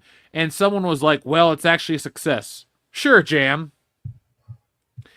The numbers, I've seen that it's considered a flop. I've seen that it's considered not a flop. I mean, it's a $180 million budget. It has to make 2.5 times that back. So it's not there. It has to break about close to $400 million to break even. All I can say is I didn't dislike the movie, and I hope it does well enough that, it doesn't lose money, because this was so much more enjoyable than like so many of these other Marvel movies. Wait, hold on. The budget was 180. Yeah. I Yeah, so saw the then- thing too about how I've seen the same thing. I saw, Marvel Thunderbolt, it's a hit. But then I've seen the same shit where it's like Marvel Thunderbolts has a, hill to climb to not be a bust. And I'm like, but it's doing okay and people seem to like it. I don't get it. So Yeah, it's strange, but yeah, it needs to break 450 to break even or make a profit. Right now, it's at 177 worldwide, 91 domestic. So I don't think it's gonna happen. yeah. Yeah, it's gonna get ported to Disney Plus in like another week. It might be there by the end of tonight's show, Nick. I heard it on good authority. I could believe that. Yeah, same here. Yeah, isn't Kevin Kennedy getting fired? Hold on. Yeah. Tonight, LA time at 2 a.m. Got it. So Sources came through. for me at 2 a.m. because unfortunately I'm on the same time zone as that fucking city. LA. Lie. Oh, I will say the first time I came to the city, I was extremely disappointed when I passed over the bridge past the Hoover Dam and everything, and it said, now entering Nevada, now entering Pacific time zone. I'm like, fuck. On the one hand, I can say, hey, I've officially lived in all four, lower 48 time zones. But on the other hand, it's like, God damn it, I'm in the same time zone as Los Angeles. This is the closest I've ever been to that city that I've never wanted to be to, and I'm not thrilled about that fact. Like, I get on the highway, if I'm driving into the city, and I see a sign that says, Interstate 15 South, Los Angeles. I'm like, I might get PTSD if I ever see that sign. Yeah, I was about to say. I will send you pictures next time I'm that way. And I'm gonna send you pictures of a middle finger. It's not anytime soon. We don't ever. Look, California love. yeah, I spend most of my days driving between daycare work of the wife and my work, and the reverse. But every once in a while, I have to travel into Vegas proper, which is actually paradise. It's not actually Vegas. And if you want to get technical, and I see those signs, and next time I see those, I will take a picture and be like, "Hey Jeff, you got the shakes?" The Clown, yes. That's a good movie. I got that on Blu-ray at Camp Kendo. Hey Jeff, I was checking my email for a second, and apparently they have a Shot Factory has the members sale of 4Ks for 50% off, and one of them is Return of the Living Dead. Oh motherfucker! For $20, 4K for $20. Shout Factory 4K discs. Yeah, I'm on my way right the fuck there. That's the best zombie. Nick, around Halloween, we're gonna do a couple brackets for horror movies. That'll be fun. Dude, I can't fucking wait. That'll start some shit in the comments for sure. Hell yeah. You guys remember those commercials from Keystone Light about bitter beer face? Yeah. Keystone Light could beat the brakes off of this thing. God. Is Hulk Hogan's beer that shitty? We should definitely send him like a full review. This is my. We should all make a selfie video of it and just send it all to him. Be like, yeah, buddy, you need to do better. Like, this is just not good. Look, I know we talked about the stabbing cabin this summer. That may or may not happen. If it doesn't, I will still drive to at least Atlanta to deliver Nick a beer to share with him, and we can take a video of it. And then I will travel to Cincinnati to, meet up with Jeff and be like, "Hey, look, we got." Hold on a second. If you're gonna drive all the way down to Nick, I'll just go down and hang out with you there. I mean, if you want to, we can just, split the difference and say, Nick, your bitch ass is coming to wherever the fuck we are here. So Kentucky? Yeah, Kentucky. We're going to go to Louisville. We're going to, try to find Jim Cornette and tell him that he's mostly right about current wrestling, but he's also an idiot. And motherfucker, goddamn. And we're going to, take in no Louisville basketball games because the season will be over. And we'll share a real American beer. And then I will go up to Michigan where I will hang out with Dion for a couple days, get some Tim Hortons, and message my roommate, Canadian Jamie, and be like, "Hey, bitch, I'm in fucking town. Let's go hang out. We haven't seen each other in like a decade." And yeah, it'll be a good time. Jokes on you. Most of the Tim Hortons are gone. Yep. Dion, they're all by Detroit though. There's some in Detroit, and there's a bunch. Dude, don't go to Detroit. It's not worth it. It's not worth it. Hey, Detroit's nice again. Detroit's nice again. Listen, It is better than listen, hey. Okay. I'll take your word for it. I'll take your word for it. I'll take your word for it. My boy Lunchbox lives in Ferndale. That is gentrified. He's like, yeah, it's actually nice here, so I would go there. It's gentrified.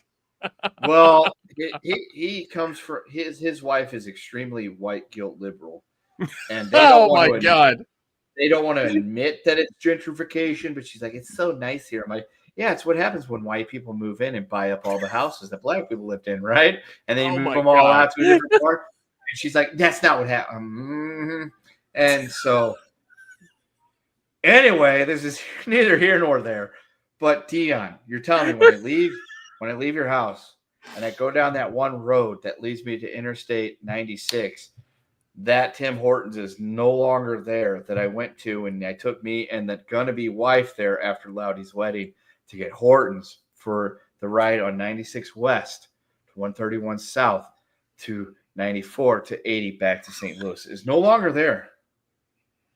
That one specifically is no longer there, but there is no God.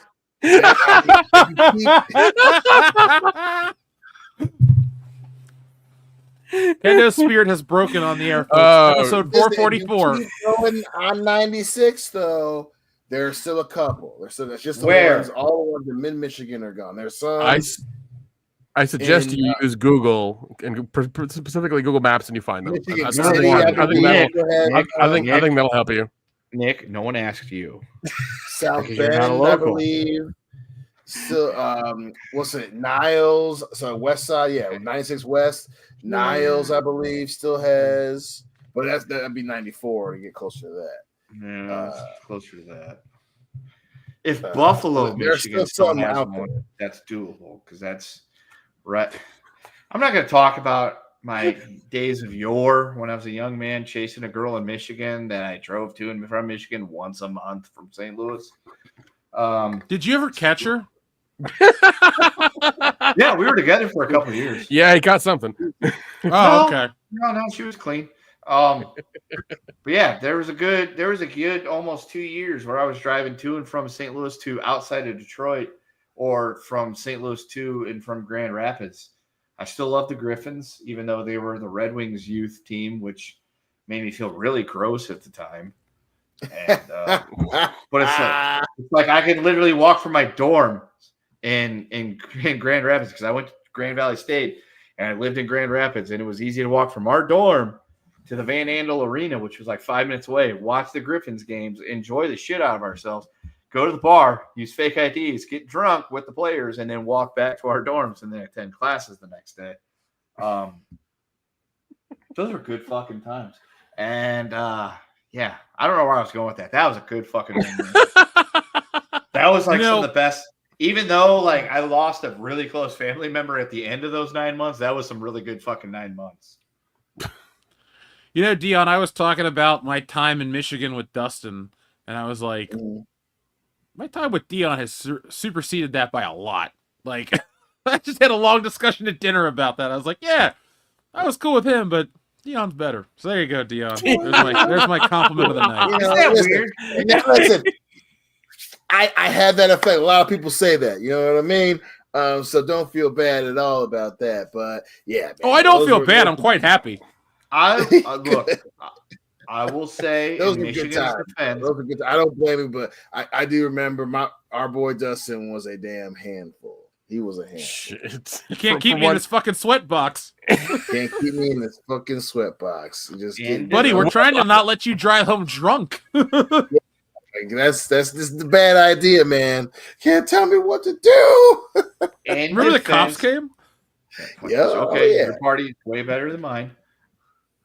To say, in defense of the state of Michigan, I had an axe to grind with them for a while because I found myself up there chasing a girl that didn't work out. But through a couple of return trips back, including one with Dion, I've learned to love the state again. Loudy's wedding ended. In hindsight, and reverse math, turns out I slipped one past the goalie at Loudy's week at birthday. Or wedding, birthday, whatever the hell it was. I don't think we'd all fly across the country to go to a birthday party. I did not fly across the country. I drove from Missouri. I still lived there at the time. But we left Loudy's wedding, and I drove with the gonna-be wife up to Michigan, and we hung out at Dion's for the night. And we watched WWE together when it was still shitty, but we could handle it. Right. Before she got really bad. There was jet pizza involved, and Dion and I were pretty much carrying her through the entire pay-per-view, saying, this is what's supposed to be happening. You don't understand this. She downloaded a lot of information about professional wrestling. Yeah, and us. Yeah. But she did not download enough to go, this is not the guy I want to spend the rest of my life with. I'm going to leave, even though I don't realize it yet, but I'm pregnant with his fucking biracial angel of a child. Those were good times. That was a damn good time. And you know what? Hey, I won a hell of an award after that. I had to leave Missouri, where I was happy, and move to the southwest of America, where I'm supposed to be happier. Are you? Sure. Oh, jeez. I gave up the Fortress of Solitude, where I was super happy, for Vegas. I mean, you leveled up. I don't know if Kendo's complaining or if he's happy right now. I don't know what's happening. You ever played a sports game where you create a character and you got your Yes, I have. You can level up like agility and speed and things like that make you like a really good player. But then there's like skills where it's like, balance and happiness. and things like that, where you may have had like high levels, but you gave it up for speed and agility and potential. And you're like, yeah, I'm good with this player here. Well, I was the balance and potential character that gave it up for speed and agility and moved to New Mexico and then Nevada. God damn. I'm still scoring goals, but am I really playing for the hometown team that I'm happy with? The answer is That's no, what we right? call it business. I feel like I need to send another bottle of what is it, rabbit whiskey to you, Ken. or did I sign the big contract for the out of town team to win the championship, even though I really enjoy playing for the hometown team? That's the question to ask yourself. He got his ring. He got his ring. I literally got my ring instead of taking the hometown discount. Jeez. I mean, I could hold that kid up like the Stanley Cup and be like, yes. Or like Simba and the Lion King that didn't win tonight's bracket. Or like Simba and the Lion King that didn't win that. But that would require me to get thrown off a cliff beforehand by a brother I don't have. Go, brother! Kendo doesn't have a brother. Okay. No, my brother. Nobody has a sister though. He has a sister, so I do. So And does Dion. I will tell you a hilarious story about that as soon as we get off the air. Well, let's check in with Dr. Coffin-Nails and a couple other listeners, and then, we can do that. Dr. Coffin-Nails says, Nick, I finally watched the 1987 film Street Trash. Have you or anyone seen it? Thoughts? I may be permanently warped now. More than before, even. Yeah, that one's got to do with some chemicals, a lot of body horror, and a lot of Is that things Willem like that. Dafoe? No, it's not William Dafoe. No, that's not that. Street Trash is about some homeless people who find like this alcohol that's like left in the trash, and they drink it and they start like melting in like colors and things like that, and into toilets and stuff, and turning into monsters and everything. It's a wild movie. Wow, it has a budget of $100,000. And it shows. Wait. It's one of those things that became a cult classic like after the fact. Yeah, is this streaming anywhere? Because I need to see this. It's on, wait, no, I don't have Philo TV. It's free, isn't it? Yeah, it just started playing on my phone. Cool. Yeah, Philo's free, I think. Yep. It is. Yeah, it's actually. I'm watching it. It's on. Yeah, it's on AMC and on Shudder. I could give you the Shudder login, and you can watch it on there. So, buddy, here it is, right here. Yeah, I was gonna say it's on AMC. Nice. It's on AMC or Shudder. It's either available on Tubby or Philo or. Yeah. So you're good, but it's one of those. Yeah, it's a crazy movie from back then. It's kind of like, it's not as bad as Society. Society is really fucked up. Our pal Enrique Vasquez says, what about brackets for 90s video games? I feel like that can get out of hand really quick. That's a yes. Because we all GoldenEye is the best. Again, you're probably not wrong unless GoldenEye runs into Ocarina in the final. Yeah, then even I'm going to be torn. Yeah, but at the same time, like, there was a lot of fucking 90s video games that, I mean, A Link to the Past is a 90s video game. If we want to really, I mean, I'm even going to say get technical because it was 1990 or 91. Like the original Pokemon games from 90. Dude, that you could cause me to get into a fight with my fucking self in that bracket. So, I want that to happen. I want to do it with just you and where you argue with yourself. Yeah, so that's why I was going to say, let's go ahead and do that because you'll get to see me tear myself a fucking part. Call myself a fucking tear me apart, Lisa. Like you're supporting the fucking Japanese over the American. Yeah, you want to see that? You can pick that bracket. Let's go. All the best stuff comes from Japan. John Joseph mentioned Videodrome. Videodrome is awesome. Videodrome is awesome. I agree. Debbie Harry is gorgeous in that. Videodrome is fucking nuts, and I love it. It's just a crazy ass movie. I feel like I would have. If we ever had that fucking bracket, I'd have a hard time voting against Debbie Harry. We need to do a hot woman bracket for Patreon. Woman bracket. You could do a 70s band bracket and be like Kendo, Led Zeppelin versus Blondie. Be like, fuck. But no, Jeff, that's a good one for Patreon. The hot female bracket. Let's mark that down. Look at folks, if you enjoy our brackets enough and you watch enough stuff with brackets, I'll find there's like a deluxe version that has pictures and shit. Like if you guys show up enough for this stuff and we make it channel worthy, we'll go to that level. So just, If you're on Patreon, it's been a while, but we did a couple of brackets like breakfast food and Oh yeah. Yeah, we did that one. And a few other things that are on Patreon that you could go find now. Yeah. So if you're like I think it was Adam Wofford, you can join and check it out. Yeah. All right, so let's see. We got to press a button for Enrique. How do I count to 57 right here? Say his name and he appears. I believe in Joe Hendry. Always. We always believe in Joe Hendry. Yeah. So, guys, we have reached the end of our awesome 3-hour show. Folks, thank you for watching us live tonight. If you're watching this on the replay, make sure that you tell us that you enjoy the bracket or not. We'll do more of them. Kind of, it's already happening. We had fun, so we're doing We're definitely doing more. Yeah. Yeah. Do it more. Do it live. Even if I'm disappointed in some of the choices made, we'll do more. Yeah. So, folks, you can find me tomorrow over on the Side Scrollers at noon. I will be there with Blabs and Craig and whoever else will be joining us tomorrow. It's going to be a fun time because it always is. So make sure you check out that show and show some love.